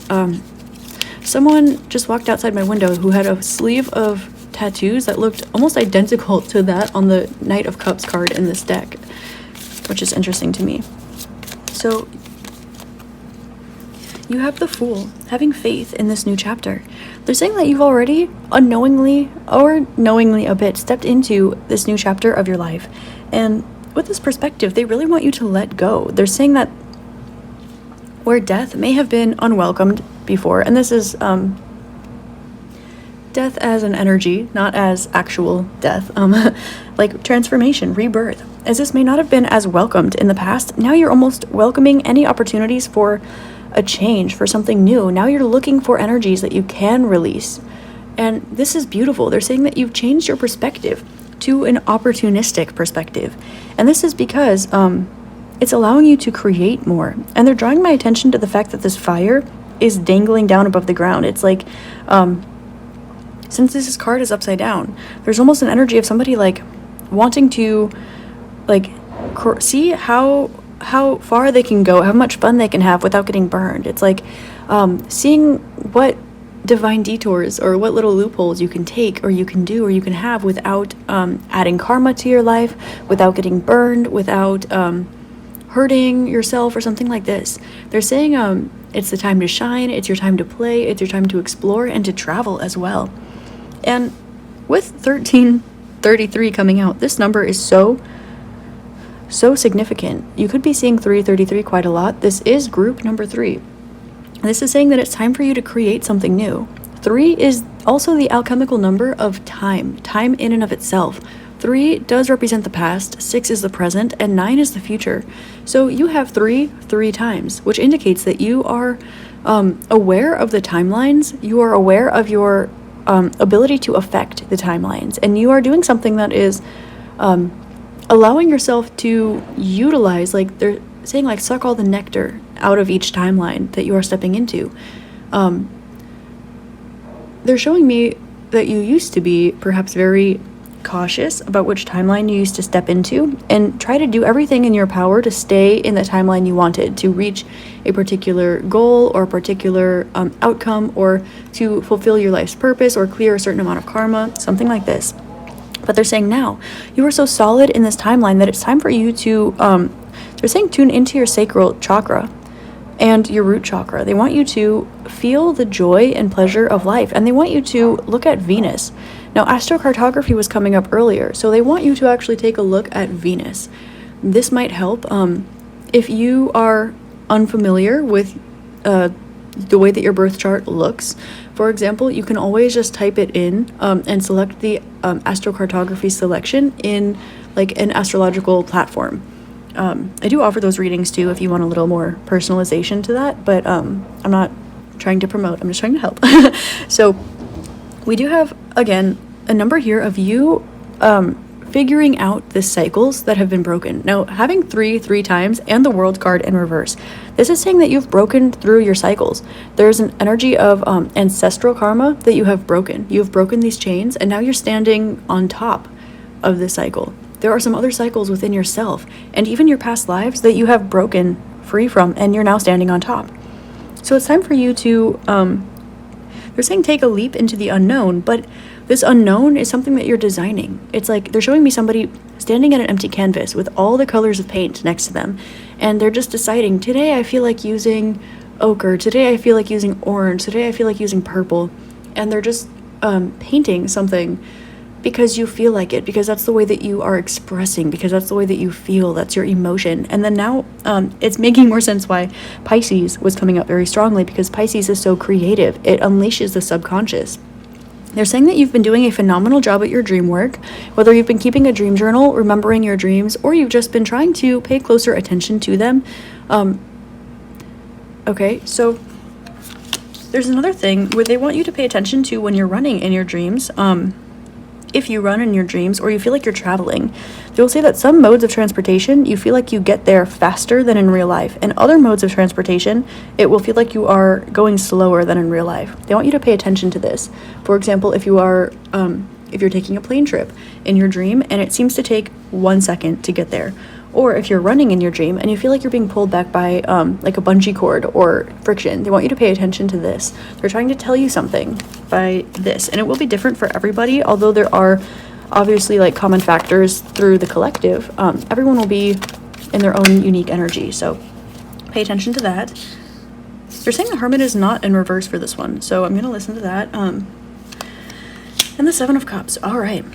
So there is a shift going on in the people around you, and I'm hearing 1010 by Rex Orange County, so you could be seeing 1010 quite a bit. But what this is saying with the Hermit and Seven of Cups is the first line of the song where they say, I had to think about my oldest friends, now I no longer hang with them, I can't wait to get home again. So there's an indication as well that there's some sort of communication or movement that is going on for you, and you might be going back to a place where you were born. You might be going back to a place where you experienced a rebirth, symbolically, or you could be experiencing some sort of leveling up in your ability to communicate spiritual knowledge or spiritual ideas. With the Three of Wands in reverse with the King of Wands, this is saying that there's something that has been going back to the boiling up energy, but it's not boiling over. It has just been like steeping, preparing itself, getting ready to be poured out of you. But now you're at the point where you have leveled up from the Knight of the King, and this will have to do with speech and intellect as well as spirituality and creativity. So, where you once needed to take a practical, logical, and expressive, communicative approach, you are now being called to take an ethereal, spiritual, and creative approach. They're saying that you have rationalized yourself into a place where you now have more creative ability and accountability, which is beautiful. You have more creative freedom in your life, and they want you to take this. they're saying to continue to meditate. If you have a spiritual practice that has been helping you, whether you, they're showing me somebody drawing sacred geometry, they're showing me somebody microdosing. I am posting this on the internet, so I'm not going to condone that, but whatever your spiritual practice is, whether you meditate in the morning before you fall asleep, whether you use a mala or prayer beads, sacred geometry, or whatever is your meditative practice. They're also showing me somebody playing the piano as well. This is something that I like to do to help tune my energy and see which note feels which way. And you can use this like the 7 chakra system in the octaves, right? Or the 12 chakra systems. So they want you to really pay attention to things literally. And here, of course, you have the number 9, which is the number of the future, as well as Sagittarius energy. You might be part of the Pluto and Sagittarius generation. If not, there could just be a lot of aspects with Jupiter and Sagittarius right now. If Jupiter is retrograde in your chart as well, they want you to take a look at that, because that can be an indication that there is something that is waiting to expand for you exponentially, but in order for this to expand exponentially, it will happen through pressure. So they want to see where in life you've experienced pressure. For example, if this is Jupiter and Sagittarius, for example, but it's retrograde, this will indicate that there will be like a lack or relearning of something that you've already experienced in another life when it pertains to learning knowledge. This is just saying that you need to walk a cycle again, so that when you go to take action towards it, it will expand exponentially. And they're showing me somebody drawing, they're showing me somebody playing the piano, they're showing creation, like artistry. So that'll be really important. So whatever floats your boat, they want you to explore that again. They're saying things that seem irrelevant are not irrelevant at all. You are carrying them forward from a past life, and you already have the information and the way that things are weaving together sewn within your DNA. And I'm hearing The Weaver by Trevor Hall in my head as well, which is beautiful. So there might be messages for you in that song as well. So with the Fool and the 7 of Cups, this is saying that you need to trust yourself to make the right decision. They're saying that you are great at making the right decision, but this time there is no wrong decision. So this is why you're given so much creative accountability and freedom right now, because you have learned how not to make a wrong decision so much that you're only turning right. They want you to go straight, they want you to go diagonally, they want you to take a different path. And this isn't saying that what you're doing is wrong, because it's not. It's inherently not wrong at all, but they want you to explore your options, because there's so much that you can do. Now, I have to pay attention here to the Hermit with the 7 of Cups. 7 is Libra, which has to do with relationships, and the Hermit is, of course, a hermit. It's alone, it's solo. It is seeking spiritual light. It is shining light onto the darkness. Again, I'm hearing The Weaver by Trevor Hall.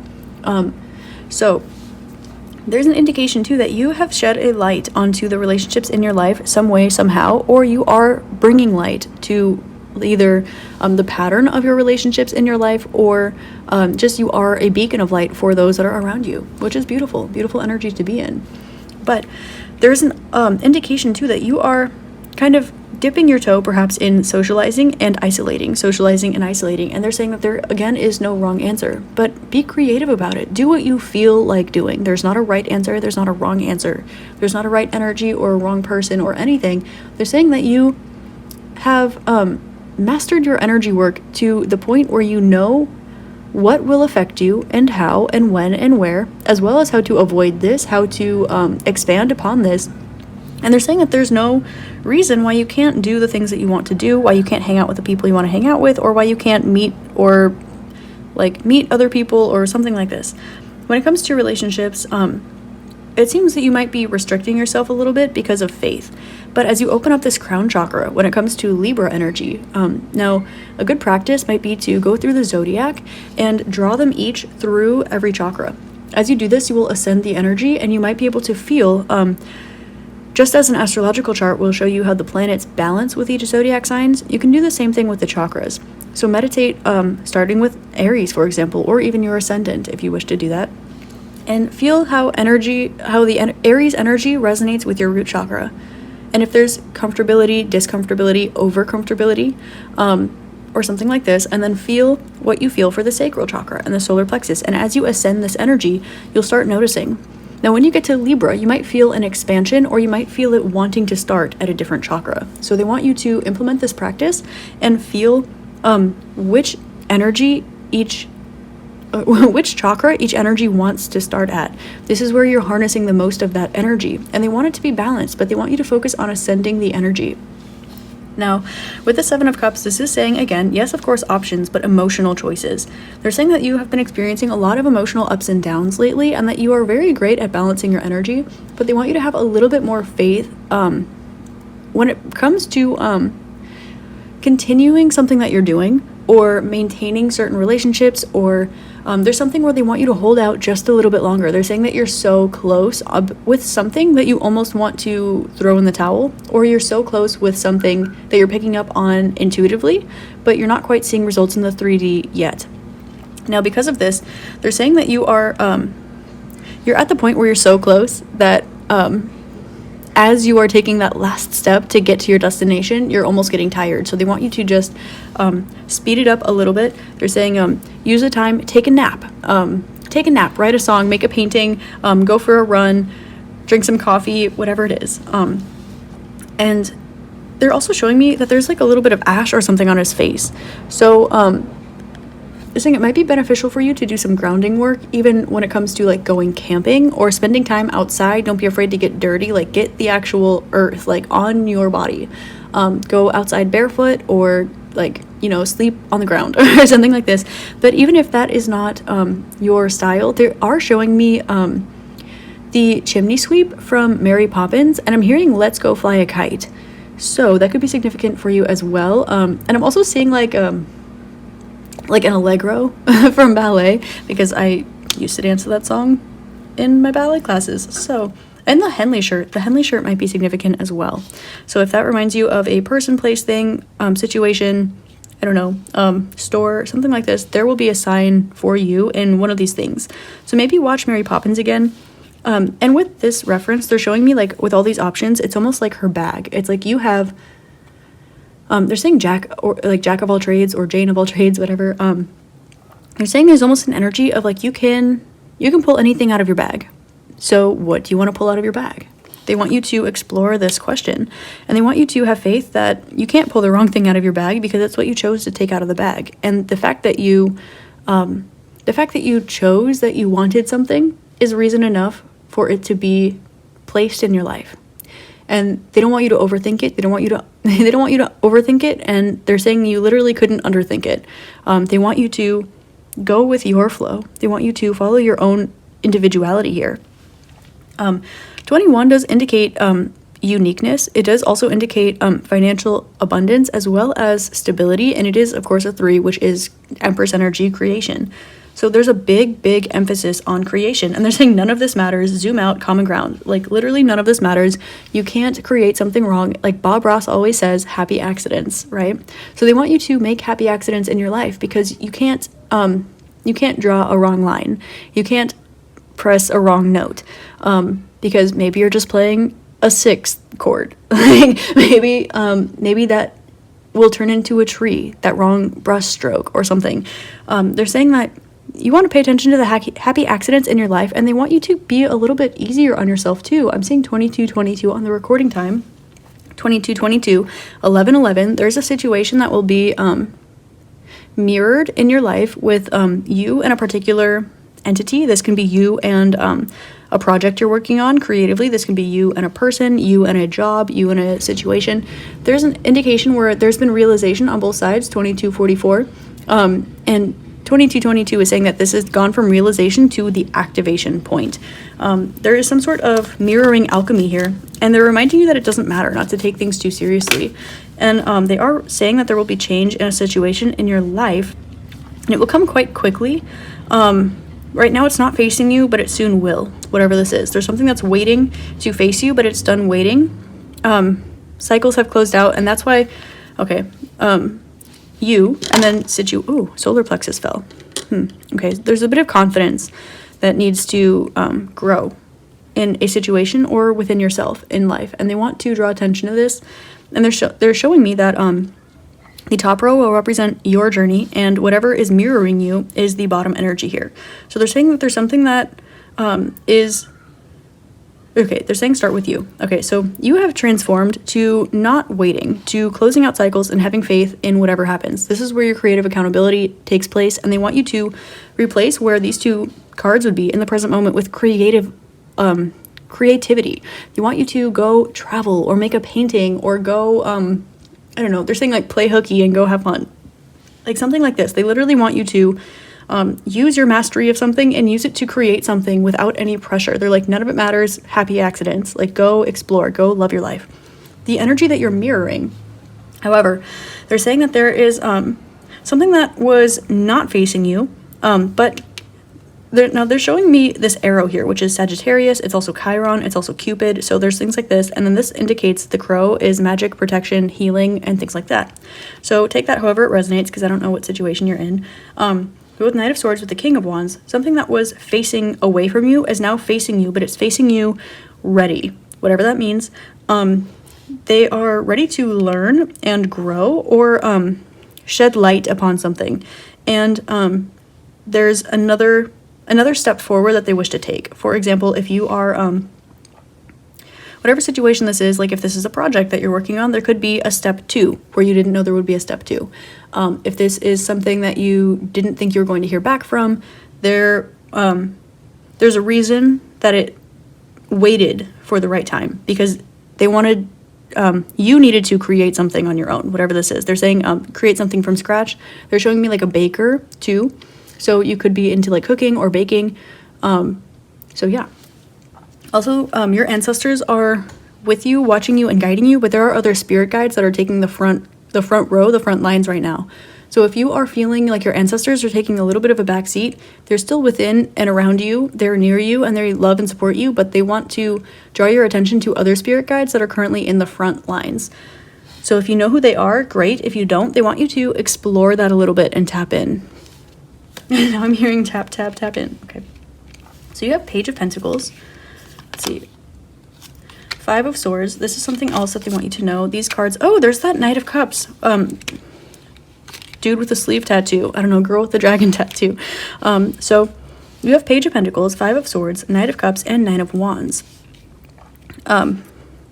Okay, so they're saying to look at something upside down, or that you've been seeing something upside down, but it was only because of your perspective, not because it was wrong. They're showing me this TikTok that I saw last night, which is actually kind of funny. It was somebody who was getting a tattoo in a shop, and they wanted a cross that said mom underneath. And the tattoo artist was like, okay, so you want it facing out so that other people can see it. And she was like, no, I want it facing me so that I can see it. And so she looked at the tattoo and she saw a cross that represented Jesus and the word mom for her mom. But somebody else walked by, saw the new tattoo, and they saw an upside down cross with the word wow. And that person was like, wow, like, gotta love Satanism, you know? So there's like they're showing me this as like a symbol for a situation that you were seeing exactly the opposite as what it is. For example, you might think that there's, so you have a slow beginning here, which makes you think that there's nothing to wait for, but in reality, the waiting is over. It needed to face you in its, in a ready action. We have 35 here, which could be an age. This could be an 8, which is financial abundance. It can be transformation. So there's some sort of, I'm hearing watching and waiting, and there's your crows again. Okay, so there might be an external situation too that this was working through. With Knight of Cups, there's something that is emotionally fulfilling that's coming your way as well. We did kind of pick up on this energy in the beginning, so I want to, let's see, let me channel this message quickly. Something that was once slow and gave you anxiety, you released that on your own and replaced it with something creative. As you build this creative energy, they want you to focus on that, and this will have a quick, like this will wrap up very quickly. There will be a fast conclusion, and then there will be another step to take in the situation. This will unfold. There's something, whatever this is relating to for you, it will, I'm hearing Undone by Weezer in my head. Great song. Forgot about them, man.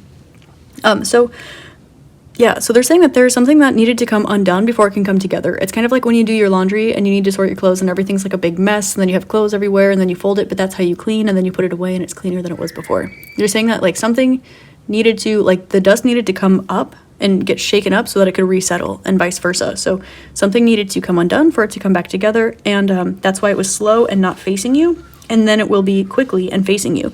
But because of this process, they want you to focus on your creativity as well, because that will help you to ease the pain and release stress, because this Nine of Wands is indicating a little bit of guarded energy. But what this really is in the succession of tarot is somebody who has finished fighting a battle. She still is holding her weapon. She's feeling like ready to fight, but she doesn't need to fight anymore. And the card that comes after this is the one of releasing your burdens, of dropping all of your weapons, dropping your burdens, and stepping into the light. So because of this, they are drawing my attention again to the mala or prayer beads around her neck. So that could be significant as well as like shoulders. So there could be an indication there. Also, shoulders are Gemini as well. So something about listening. This time, they're saying this time you will be listening more. Because there's something that you saw. There's something that was communicated. Like, they're saying to spirit, it was consciously. To the situation, it was unconsciously. So something that was communicated in the antithesis of what it meant. So it was taken the opposite of the way that it was meant. So this time you'll be listening and you'll be getting clarity on something. And there will be a way to step forward. They want you to not be guarded. They want you to be creative instead. Because 9 is the future and Wands is creative energy. So they want you to focus on creating a future rather than standing in this guarded energy. And on top of that, they're saying have faith. I'm hearing a day to remember. Have faith in me. So with the Fool and 7 of Cups, there will be faith. There will be an opportunity to take a forward step in the next direction. And they're saying that you have perhaps seen little bits of this energy like popping up and coming back. For example, it's like saying kind of like a tide. Like when the tide is coming up, like when it's rising, there will be a little bit of wave on the shore, and then it'll take up a little bit more space on the shore, and then it'll take up a little bit more of the beach, and then before you know it, the ocean has literally like taken over the entire beach. They're saying that there's something like this that's coming in your energy. The energy is waxing, the tide is coming up. So they want you to just be aware of that. So something that it looked like it was a little bit there and then it left. And then it's a little bit more there and then it left. And then it's a little bit more there and then soon it will be all the way present. So they want to draw your attention to that. And then perspective. They're saying they're really saying don't hold on to your perspective. Don't be afraid to let your perspective change. Don't be afraid to see something from a well-rounded perspective. They're saying that you are very gifted, talented at seeing things from everyone's perspective, but that's why they want you to listen so that you know exactly which perspective the other side was seeing in this situation. And then also that will give you clarity. I'm hearing that you're going to get more than enough information. Like everything you were curious about, and then a little bit more than that will be revealed to you. So that's cool. And then none of this matters. So they're like, I'm hearing the cold never bothered me anyway. So again, going back to astrocartography, you could be drawn somewhere cold. You could have like a specific memory or soul memory somewhere cold. Or as I'm recording this, usually this posts a few months out, but as I'm recording this right now, the weather is a bit chilly. So there is an energy as well of like, just let it go. Like, it doesn't matter. Something's been frozen or like put on ice and it's about to start heating up again. Expect some sort of perspective change. It's almost going to be the opposite. Something that was only in the spiritual realms or in your intuition is going to be all over your 3D very soon. And something that your 3D looked like is going to become like a glimpse of time, like something spiritual. So they're saying don't be afraid to flip these energies inside out because it's going to happen for you, not to you. Is there anything else? Yeah, so they want you to do more activities, whatever this means.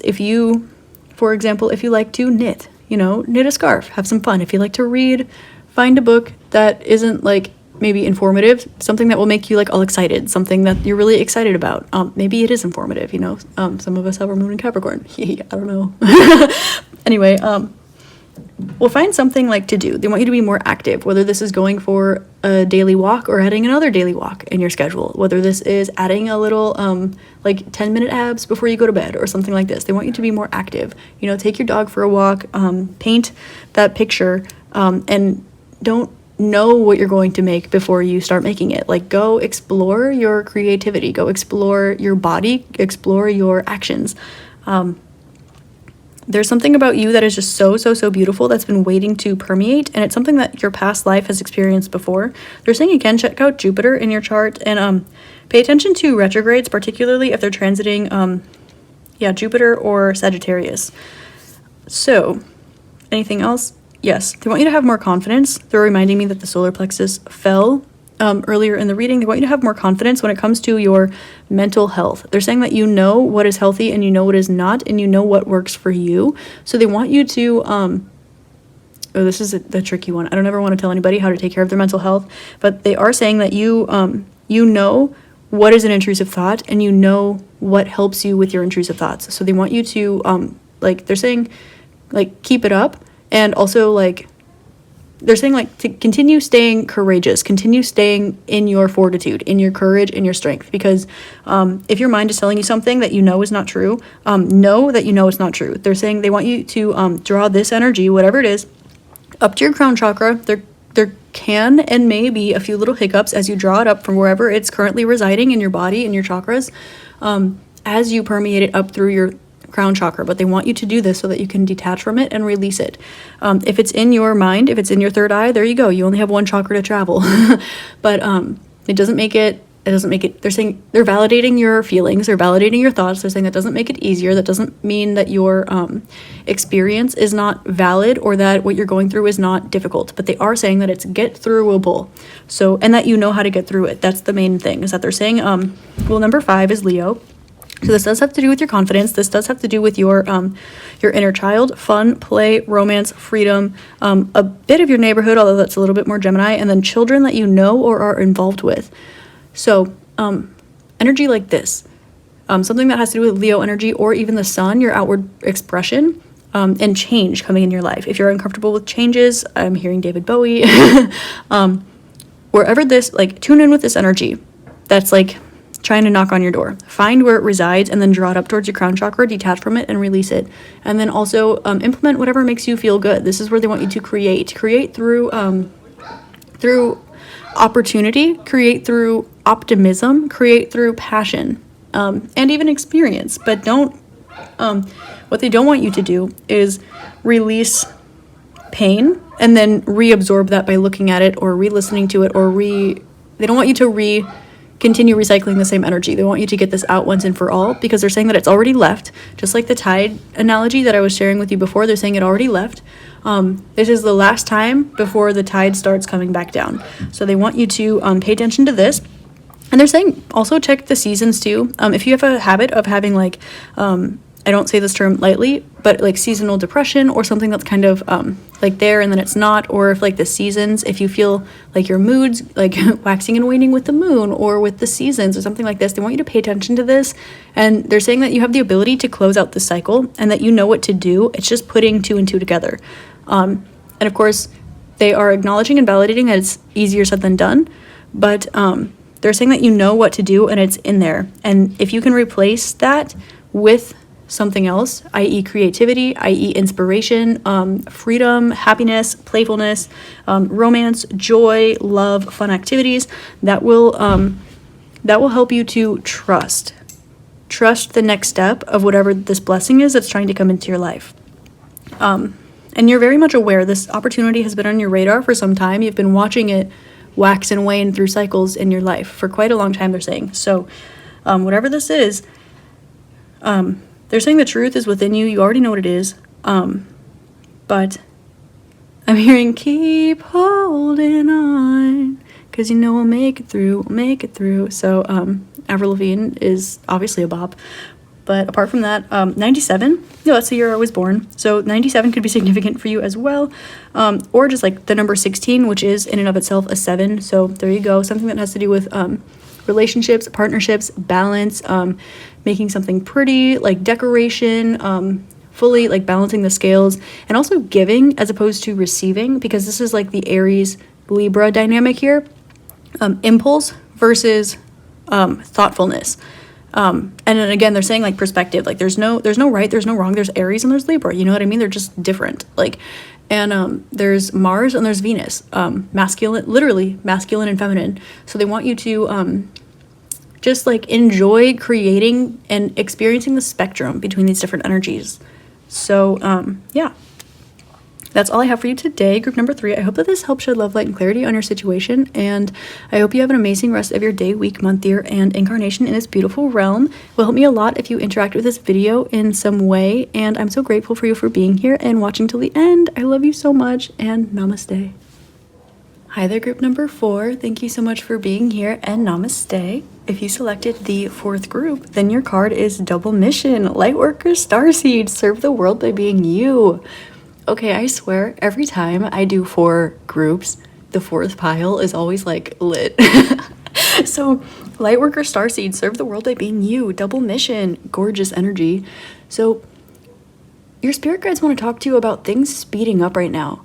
There's an energy of you going in the right direction and feeling like you are juggling, but you know what you're doing. There's an energy of, I'm hearing can't stop, won't stop, and they're saying that you are facing your true north. You're stepping into your purpose. Now, you did get the Double Mission card, which indicates that there might be more than one thing you feel called to do. You might be weaving a few different areas of your life together, finding the homogeny between them. And also, with Serve the World by Being You, your best, your greatest superpower is you being yourself, your individuality, your creativity.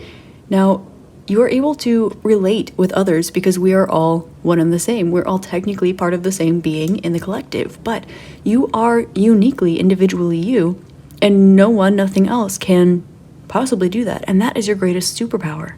The fact that you can relate with others, something that is global, and the fact that you can be uniquely yourself because no one and nothing else can match that, can take that away from you, can copy that and succeed.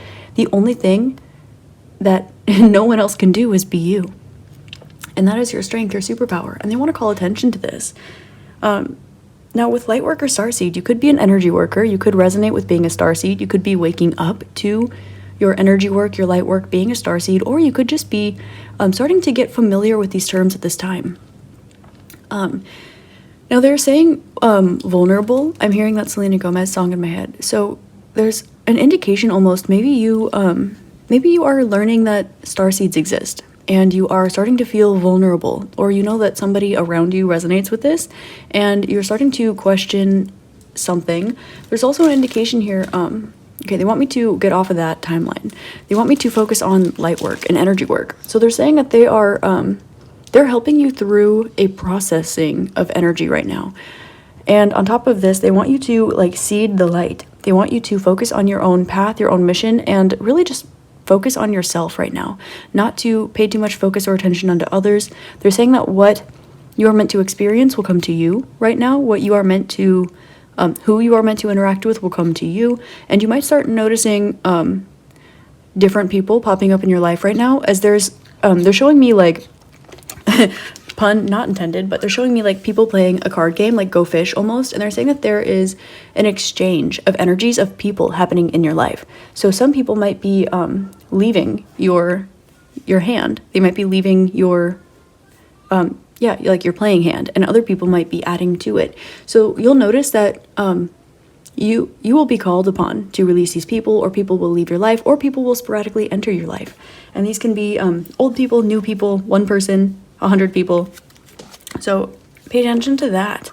I'm going to get into your tarot cards now. And then again, serve the world by being you. There's definitely a humanitarian energy going on here. And we have Knight of Cups and Queen of Wands. Beautiful, beautiful. There's a big focus on being at the right place at the right time, as well as seeing things from like a high and a low perspective. It's like you see something from a full circle perspective or from a higher perspective. And I'm saying like, if you have a question, the answer to that is yes. And I'm also hearing like Zion in my head. So Zion National Park, Mount Zion, anything Zion related that might be a sign for you, or keep an eye out for that. Now you do have the Star and the Page of Swords. I just want to say, as I was prepping for your reading, both of these came out. So the fact that they came out again is like an emphasis on these energies. Something you've been wishing for a long time, a manifestation you've been trying to call in, or just something that is really near and dear to your heart. You're going to be getting clarity and information here. I'm getting that, not what I was going to say, but what Spirit wants me to say is that someone or some people in your vicinity are learning from you, and they're following your footsteps in some way. You might pick up on this, you might not pick up on this. You might see it a little bit and brush it off like, oh, no, but they're saying yes. They want you to have confidence in the information that you know, because there is something about your uniqueness, your ability to put certain things together. Maybe this is two certain modalities that don't seem to go together. Like maybe you really like cooking and you really like yoga, and so you get into Ayurvedic cooking and then you create a career out of that or something. It doesn't have to be that, but two things that maybe don't fit together, but you find a way to put them together, because everything, like, these are the puzzle pieces that create you. And so your uniqueness, your individuality is showing other people that they can follow their dreams, they can learn about anything, they can shed the masks or shed parts of themselves that they are showing to other people that don't resonate with them authentically. And as you walk authentically towards the light and be yourself, you are helping other people to do the same. And you might recognize, because of this, people coming back into your life but behaving a little bit differently, people trying to be as authentic as possible with you, people showing you their masks and then taking them off and then kind of being a bit insecure about, do you like this part of me? Do you like that part of me? Because they really want your approval, they want your validation. But this is because you are authentic, and they're trying to take from your example. So they want to interact with your energy so that they can see what is so special about you. They want to see what you've learned. They want to learn from you and by your example. So there's also, there's an indication of some sort of transformation that is positive when it comes to communication coming in. And at the same time, there is an indication of monetary abundance, as well as something that is shared, like a shared business project, for example, because 8 is Scorpio, which does rule shared inheritance as well. So there might be like a group project that you are working on in business. There could be a collaboration when it comes to communicating, like you could be entering a group chat, for example, or you could be making a new group of friends. With the 6 of Swords in reverse. Okay, sorry, I was asking if they meant to reverse it, and they did. So 6 of Wands in reverse is saying that there's something that you might be on the verge of walking away from, or wondering if you're going to need to leave behind. And this coming out reverse is a hard no. They're saying if there's something that you want or something that you are hoping is going to happen, the answer to that is yes. And if you are fearing that you might need to release something, the answer to that is no, you don't need to.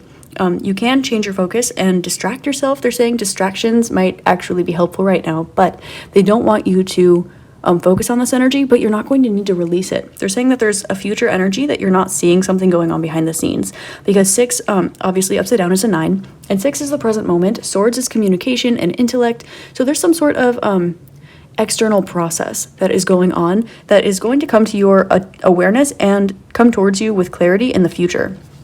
It will make you feel more free as well. Knight of Wands in reverse, interesting. So they're saying that there is something. Okay, they want me to separate these energies a little bit. They're saying that they go hand in hand, but they're showing me like a yin-yang or like a Libra balance kind of scale. So they're saying that on one side, these two energies do not weigh evenly. So what is going up? What is lighter? What is releasing from your energy is fear. It's fear of needing to leave something behind, or not having creative freedom, or not having some sort of spiritual clarity, or not feeling something about freedom or creativity or spirituality, needing to release something that like awakened you, or needing to release something that you like to do, like you like to create, something like that. So they're saying that this energy is being released as you ground into this energy. It's like something that you knew spiritually and were trying to manifest. You've grounded, and something that was either blocking your chakras or causing you pain or some sort of mishap, you are ascending and you're releasing this out of your system.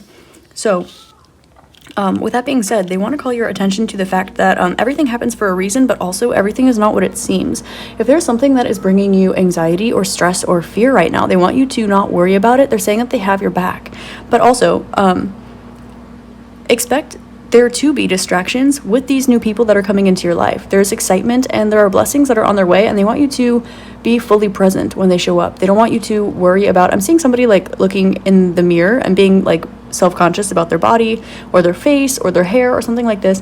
And they're saying Like, you do not need to worry about that. You are perfect exactly the way that you are. You are in the correct energy. You don't need to worry about being perfectly balanced or looking the right way or feeling the same way or like dissolving that one pimple or toning up a little bit or anything like that. They're saying if that's coming up for you, I want you to know that you are releasing these things. And as you release this energy, whatever this is that you're worried about will naturally clear up because you'll be going through your natural process.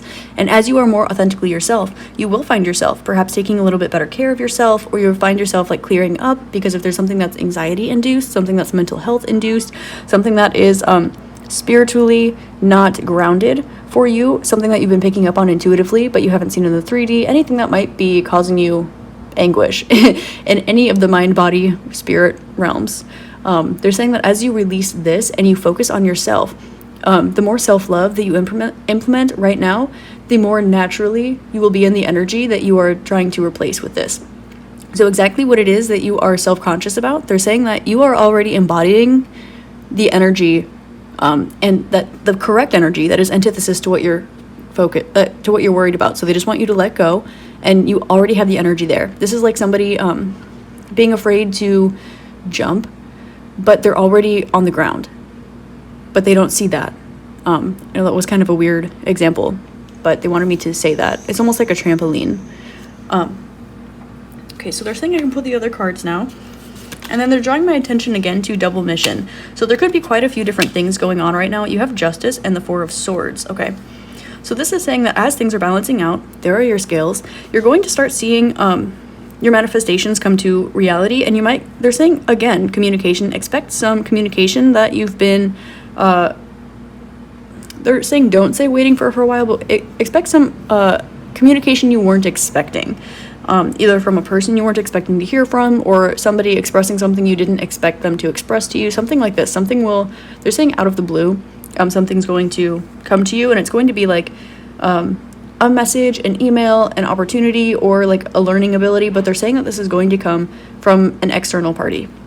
So keep an eye out for that. They also want you to know that they're saying all is fair in love and war, and ice. So if you've been icing someone out, or if you've been worried about needing to ice someone out or something like this, they're saying that this is a bridge between the energies that you are healing right now. So don't worry. They want you to focus on distractions and release this.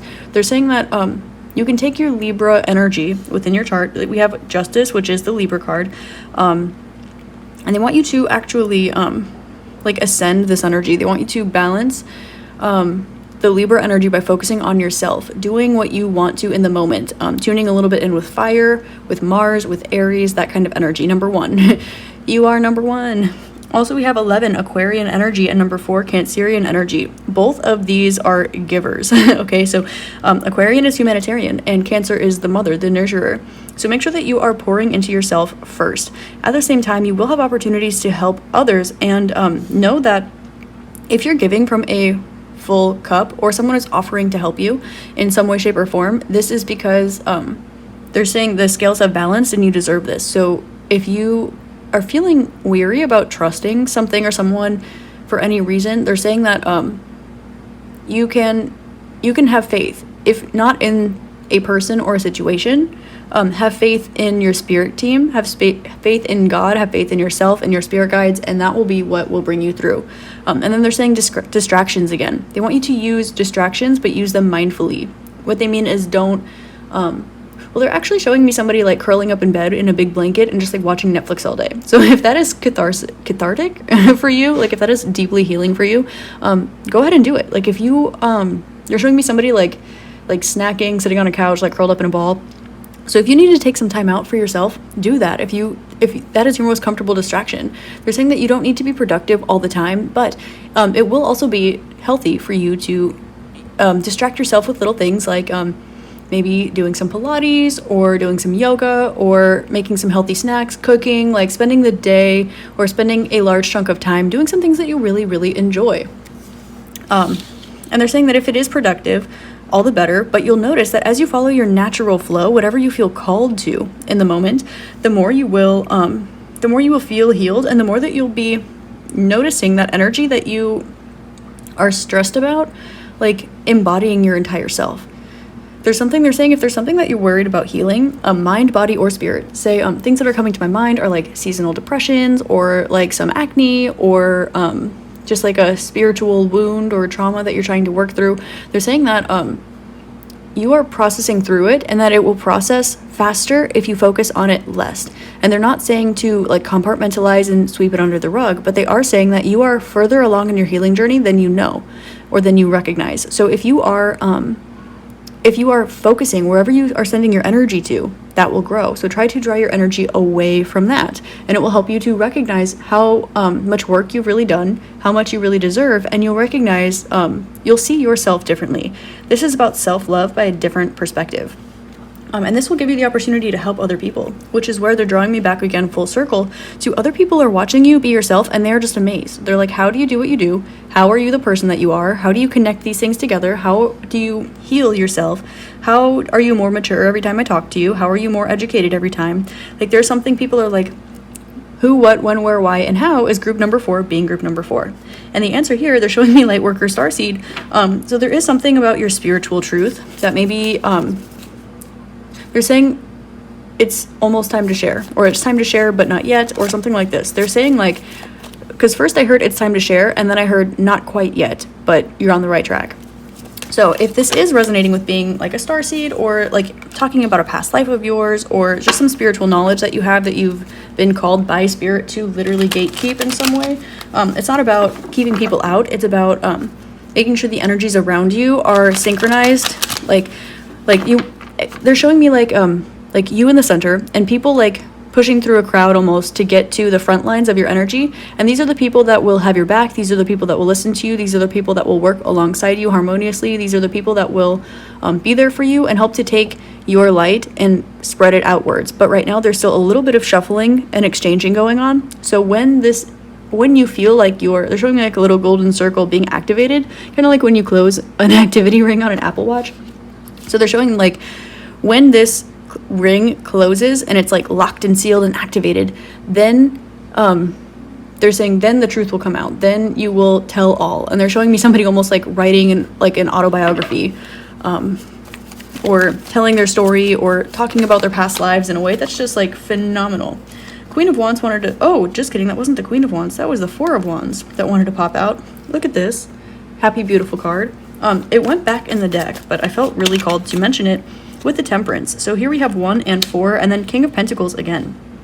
So what you're not seeing, what you're releasing, is the fact that you aren't recognizing how patient you have been. Maybe you feel like if I just wait a little bit longer, if I just hold on a little bit longer, if I just work a little bit harder, if I just something, they want you to rest. They want you to recognize how patient you have been, because they're saying the time is now. The time is right now. You're feeling things speed up. You are noticing manifestations come to fruition. You are saying one thing like, oh, it would be really nice if this, and then the next day someone reaches out to you and they're like, hey, do you want what you were just like thinking would be kind of nice but for free?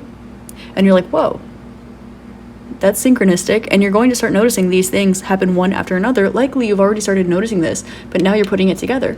And as you're walking through your life, as beautiful and perfect as you are, group number 4, perfectly imperfect, because you are perfect. The universe is like a big thought. So you are perfect because you exist, and that's it. But it's like the fact that you are just walking around like, oh, what, who, me? Like things just always are working out in your favor, because that's what you're realizing. And you're realizing that you've had so much faith that now it is time. You're realizing that you've built enough foundation that now you're feeling abundant. You're noticing that you have been so cautious about the energies that you allow around you. You're noticing that you've been so loyal to certain people. You're noticing that you have been so authentic to yourself that now what is around you is loyalty, it's education, it's abundance, it's knowing how to be patient but not needing to wait anymore. This is something, if you've been working on something for a really long time, you might be drawing it to a close. You might be bringing somebody else in on it, or somebody else might be starting to notice. And they're showing me like you could be, I don't know, doing anything. They're showing me like somebody mixing like music, for example.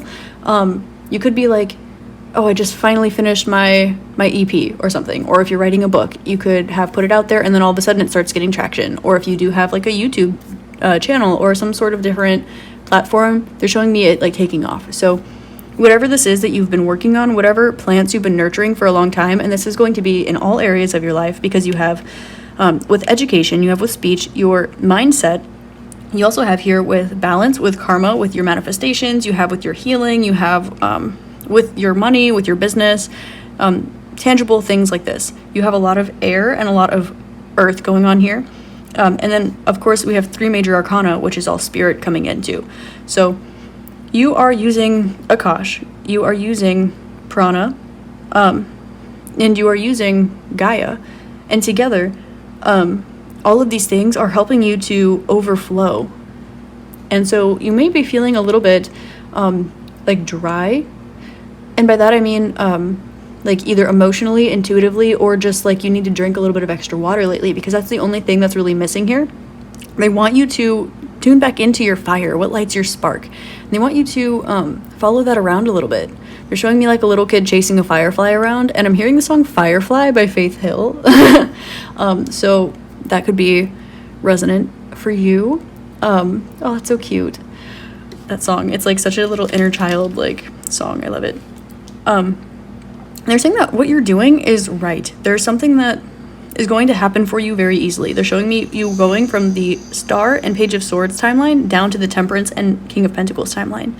There's something that you do with such grace, such ease, and someone wants to learn how you do what you do, and you will be comfortable for a very long time because of this.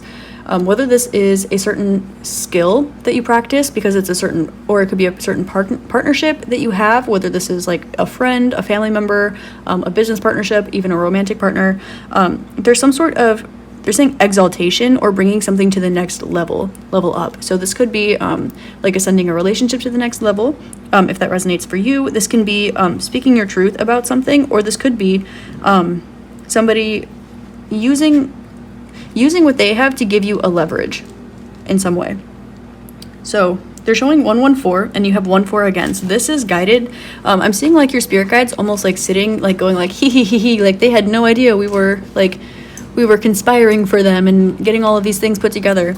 So there's definitely an energy of like things have been working out in your favor this whole time, and you just feel like you've been hitting roadblock after roadblock. Maybe you've been like, okay, when are the skills going to balance out? I keep wishing, I'm learning, like I'm healing, I'm letting things go, I'm not being impulsive, I'm being rational, but I'm still being spiritual. Like there's all this energy where you're like, it's like you're running through, like they're showing me like Super Mario, like where you're like running and you're trying to like collect all the little goodies and stuff, but instead you're like bumping into them instead of collecting them, and you're like, I'm pushing the button, like what is wrong? Like, and they're like, nothing is wrong, because if you had collected all of these, you wouldn't have had room in your pocket or in your inventory for like whatever is coming next, and it's big. And if you had collected all these little things along the way, you wouldn't have been able to have room to collect this really big like surprise, this really big thing. And this is going to like they're showing me like put you on the leaderboard. I don't know why. I don't know why the video game reference, I really don't, but I guess that's a great way to, they're just saying that's a great way to explain like the energy that you're walking through right now. And they keep pointing me towards this book, and I'm hearing the Guru mantra, Guru Brahma, Guru Vishnu, Guru Deva Maheshwara, Guru Sakshat Param Brahma, Tasmai Shri Gurave Namaha. I don't know why, they were like, sing it, so I did. And this is because they're saying that you have culminated all the energies that you need for this. Look what just popped out of the deck while I was singing that. 6 of Wands. You're finding your success, you're finding your happiness. And I'm hearing the song Happiness by oh my gosh, what is his name? He's phenomenal. Hobo Johnson, Happiness. It's such a good song. So there could be messages for you in that song as well, but they're saying like, I'm hearing just the part over and over again where they're like, I hope that you find happiness. I hope that you find happiness. So I'm also hearing Nights by Frank Ocean in my head, where they're like, did you call me from a seance? So there's something about you that is like mystical, but I'm also hearing it's ready. Like it's ready. So they're noticing and commending you for doing a good job at not, now take this however it resonates, because I'm just saying the message that's coming to my intuition, but they're saying you've been doing a great job at not marinating in the energies that surround you. So whether you've been doing a lot of extra cleansing work or you've been extra cautious about who and what you spend your time around, or cleaning up your house, cleaning up yourself, cleaning up your energies, your friend circle, whatever this is, they're saying you've been doing a great job at not, they're saying again, marinating in other energies. Whether this is like, if you stay in your house a lot, you've been going out more. If you spend a lot of time around certain people and you start to pick up, I don't know, like their neck aches or their attitude or their little chakra tiny energies or whatever, they're saying you're doing a great job at not doing that. And so because of this, you're ready to step into the next phase. And they're saying this is like the next level with less difficulty. And then they're showing me like, okay, so they're showing me like my dream last night, like a little part of it, which is interesting. So I'm going to share it with you quickly, not like what happened, but so I was running. When I was running in my dream, you might also have messages in group number 3, by the way, just so you know. As I was running in my dream last night, there was, I felt like there was like friction, almost like I was swimming through a pool. You know, when you like exercise or do something in a pool, there's just like a little bit of like tension kind of. So I was feeling that as I was like running forward. But then I started like jogging backwards and I couldn't see where I was going, but I was just like moving a lot faster. And so they're saying that there was something that you were not, they didn't want you to see, because if you saw the end goal, you would have had less patience, or it would have felt like a harder, they're saying it would have been harder to climb the mountain. So they had you like run backwards at a faster speed without seeing what was coming next. And you're going to be like, it's like you're going to pass up your milestone a little bit, and then you're going to be like, was that what I was running towards the whole time? Oh my gosh. And you're not going to believe it. And they're like, this is why we wanted it to be a surprise, because if you actually saw what this was, you might have been a little bit like excited, or they're showing me temperance again. You might have been a little less patient. You might have been a little like overworky or a little too self-conscious, and they're asking you to release this energy right now. So I'm going to take out the 6 of Wands. Ace of Swords is at the bottom of the deck. Quick little message here. Yeah, so Ace of Swords, they're really asking you to rewrite your mental narrative, and they're saying that you've been doing a really great job at this, but now you're going to start watching a little bit of things that don't belong to you, or things that used to belong to you, kind of popping back up. And as you look at these, you are going to give them a big kiss, a big thank you, and then just send them on their way. And that's what you've been learning. That's what they want you to do. There's a dog that's like really barking. I don't know if you can hear it, but that could be significant for you as well. Maybe there's like a dog, like if there's a dog barking around you, like they might be trying to show you something or draw something to your attention. So pay attention to that as well. So you have 4 of Pentacles, and I'm hearing gatekeeping like immediately. So there's something that you've been gatekeeping or been called to gatekeep, and I don't even mean that in a negative way. It's just because it means what it means. What I mean by this is like, there is something that you've been called to keep close to your chest, whether this is like literally your life story or some information or something that you've learned. And they're showing me 3 of Swords just fell on my lap. So maybe it's about your own heartbreak or the own story that you've needed to go through, your own kind of traumas that you've needed to work through. People are like, how did you get to where you are? Because clearly you had to walk a journey to get there. So what's the journey? But you felt called not to talk about that. So as you complete the cycle 6 and 4, which is 10, you've been very determined. This can also be devilly energy because Capricorn is also the devil, but there's this energy of like knowing that light and dark go together, and people might see you and they might only see the light. So they're like, but where's the dark? I don't get it. So this coming out, like these are both really positive cards. So 6 of Wands and 4 of Pentacles, this is keeping something close to your chest, but this is like, she's leaving her town with like literally a sack full of money. And she's about to go on an adventure. And then that makes the people back in the town, 5 of Pentacles, feel like they're left out in the cold. So there's an energy too of like trying to protect something, trying to protect someone, trying to like save face of others or something like this. And now I'm hearing again the Hobo Johnson song Happiness. I hope that you find happiness. So there could be like something that you're not talking about on your journey that really got you to where you are. And so it's almost time to speak about that once you release something. So but they're saying not to really focus on it. You'll know when the time is right. Someone's going to ask you or put you in the position where it's time, and you'll know when it's time. I'm seeing like with the 6 of Wands, I'm almost seeing somebody like sitting down like at an interview, like they're literally showing me like Hailey Bieber on her Call Her Daddy podcast, when she was talking about Selena Gomez, and everybody was like, whoa, like it's been years, they're actually talking about this, like no way, like and And she was like, yeah, there's a truth, because there's a truth. I don't know why that came up. That could be relevant. I guess it's just like the stream of energy, what they're showing me to help provide a picture for you of what's going on. So we have the Chariot. Yeah, something's definitely coming for you. We have 64 and then 7. So 7's been coming out quite a bit. Libra energy, as well as like relationships. Now, this is all types of relationships. And Libra is also like, it's pretty, right? It's ruled by pretty. Sorry. It's also ruled by Venus. And this is like Libra, like puts on their cute little accessories in the morning. Libra is very balanced. Libra is poise. Like Libra is the definition of poise. So you might be like, oh, okay. They're showing me like a balance again. So scales are really like relevant here, I guess, for you. And they're showing me like on one side is the word shit show, and on the other side is the word poise, but they're perfectly balanced out. And people are like, how? Who, what, when, where, why, how? Because they're only seeing half of the equation. But there's an energy about like knowing there will be a time to open up to the other side and like showing the full journey that you've walked in order to get there.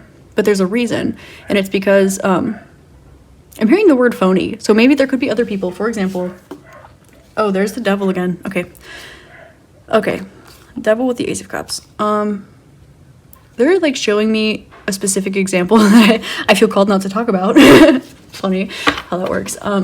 But they want me to find like a metaphor for it. So give me like one moment, please. So if you have, okay. So if you have gone through something and somebody very close to you or in your soul family or something like this has not gone through this, but they think that they have, or they're pretending that they have, or they're like, there's something that is like, there's a real version of something and there's a fraudulent version of something. And it's like the fraudulent version has been like exalted. It's been like brought through, and they're showing me the Devil again. And there's something about this where it's like you actually have experienced this. You've actually gone through this. You've actually walked this journey, actually walked this path.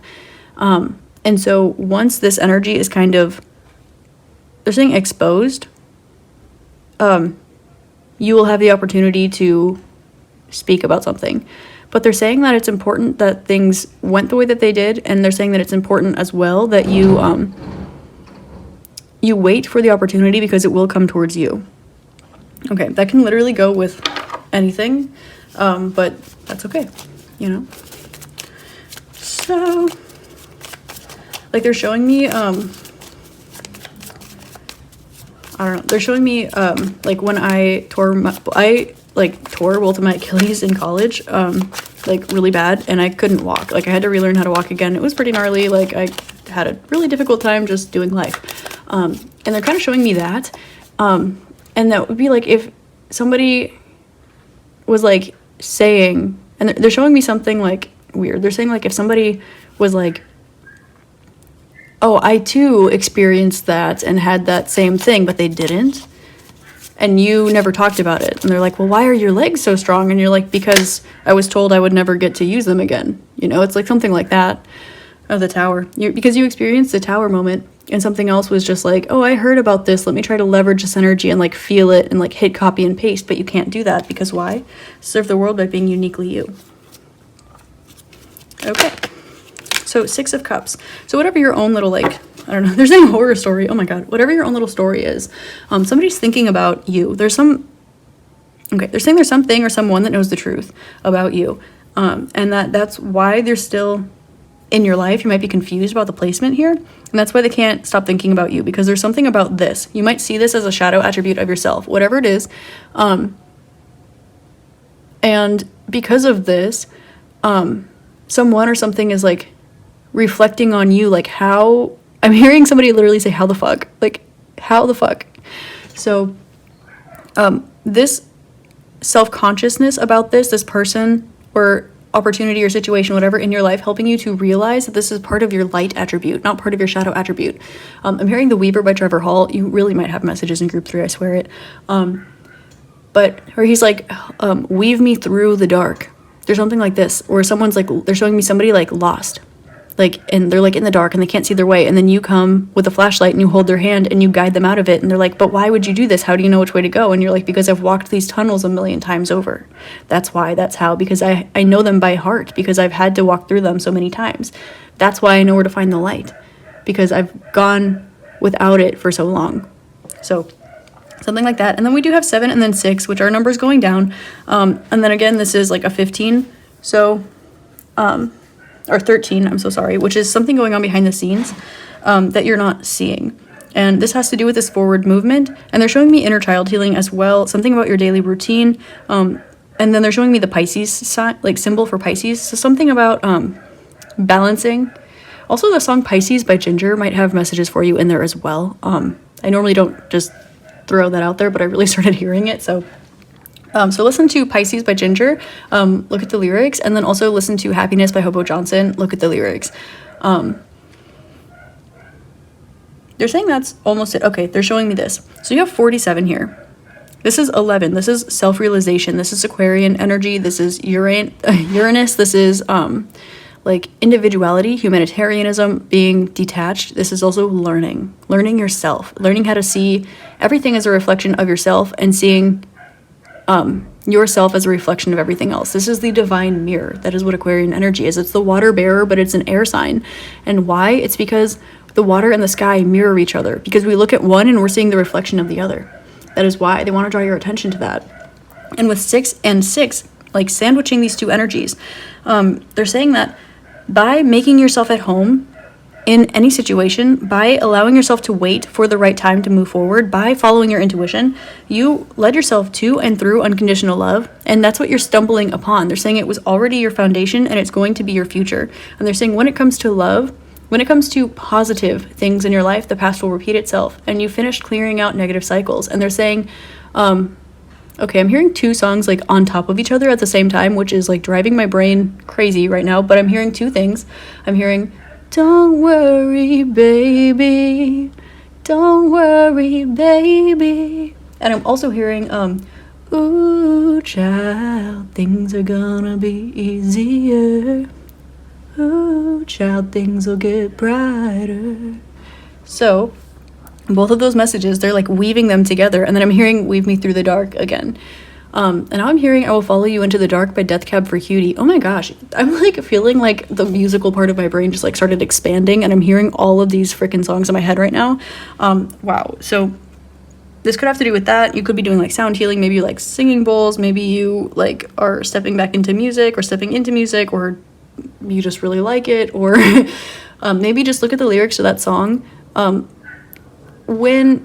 Now they're showing me like, again, like a visualization exercise. Like, for example, when I was like, well, every time I've had to like perform for dance, they like, no matter where I was performing or who I was performing for, or who was the choreographer, before they teach you the choreography, the first thing they do is they sit you all down, like turn off the lights in the studio, they have you close your eyes, and then they play the song like over and over and over again, and they want you to just feel it. They're like, be the music, like vibe with the song, like feel it in your bones, like feel it in your soul. Like, what movement does this make you want to do? What does this remind you of? How do you feel? And then a lot of times it would have you like improv and like see what your natural motion that resonates with that song would be. And then they teach you the choreography, and then they show you how to like feel it, which is how you go from doing the steps to dancing the movements. So they were like bringing that to my awareness too. It's also kind of like dynamics, like in music, you know, where you're like playing something and it might be a little bit like do do do do do do do, but instead you're like using dynamics, and you're like using crescendos and decrescendos and like staccatos and different things like that in order to create a personality to what you're playing. And there's something about you accidentally or naturally having this attribute in some area of your life, and they're showing me 2 puzzle pieces being put together again. So something like that. Let me know how this resonates, because I don't know what this is. I'm just reading the energy, like straight up. Usually they show me a little bit more of a cohesive storyline in my mind, but I'm really not getting that. So I'm really interested to learn what this is about. This reading is a little bit longer than the other ones, so I'm about to cut it off, but they want me to pull Okay, they want me to pull a little bit of advice for you, but they're saying I don't need to pull more cards. Okay. Strength. Oh, but this was in reverse. I'm hearing the song, We Don't Talk Anymore. We don't talk anymore. We don't talk anymore like we used to do. And they're saying with the strength in reverse, they're saying you don't have to be strong anymore about a particular situation. They're saying like the ending is coming, or there's a culmination of energy coming, or something that you're releasing. You don't need to be strong anymore in general. Like you can just let go. They want you to, they're showing me again somebody like curling up in a big fuzzy blanket and like laying in bed watching Netflix. They want you to act like you have the whole world in your hands, like the whole world is your oyster, and you just have like so much time off you don't know what to do with it. Like if you totally drained your nervous system and you totally drained your lymphatic system and you like had nothing to do, nowhere to be, like nowhere to go, no one to talk to, like in a positive way, like what would you do? Would you curl up in a big blanket and like curl up on the couch, watch your favorite movies over and over again? Or would you like play the piano? Would you lay on the floor and just stare at the ceiling? They literally want you to do that. They want you to like drain your nervous system, drain your lymphatic system. I'm seeing somebody like gua shaing like away from their lymph nodes and just feeling like relieved, like luxury. Would you like go get a massage or just again like lay on the floor and just decompress? They really want you to just like, they're saying take a chill pill and like don't worry about anything. And I'm hearing Bob Marley in my head, Three Little Birds. So don't worry about a thing, because every little thing is going to be all right. And they're saying that there's like a surprise for you coming.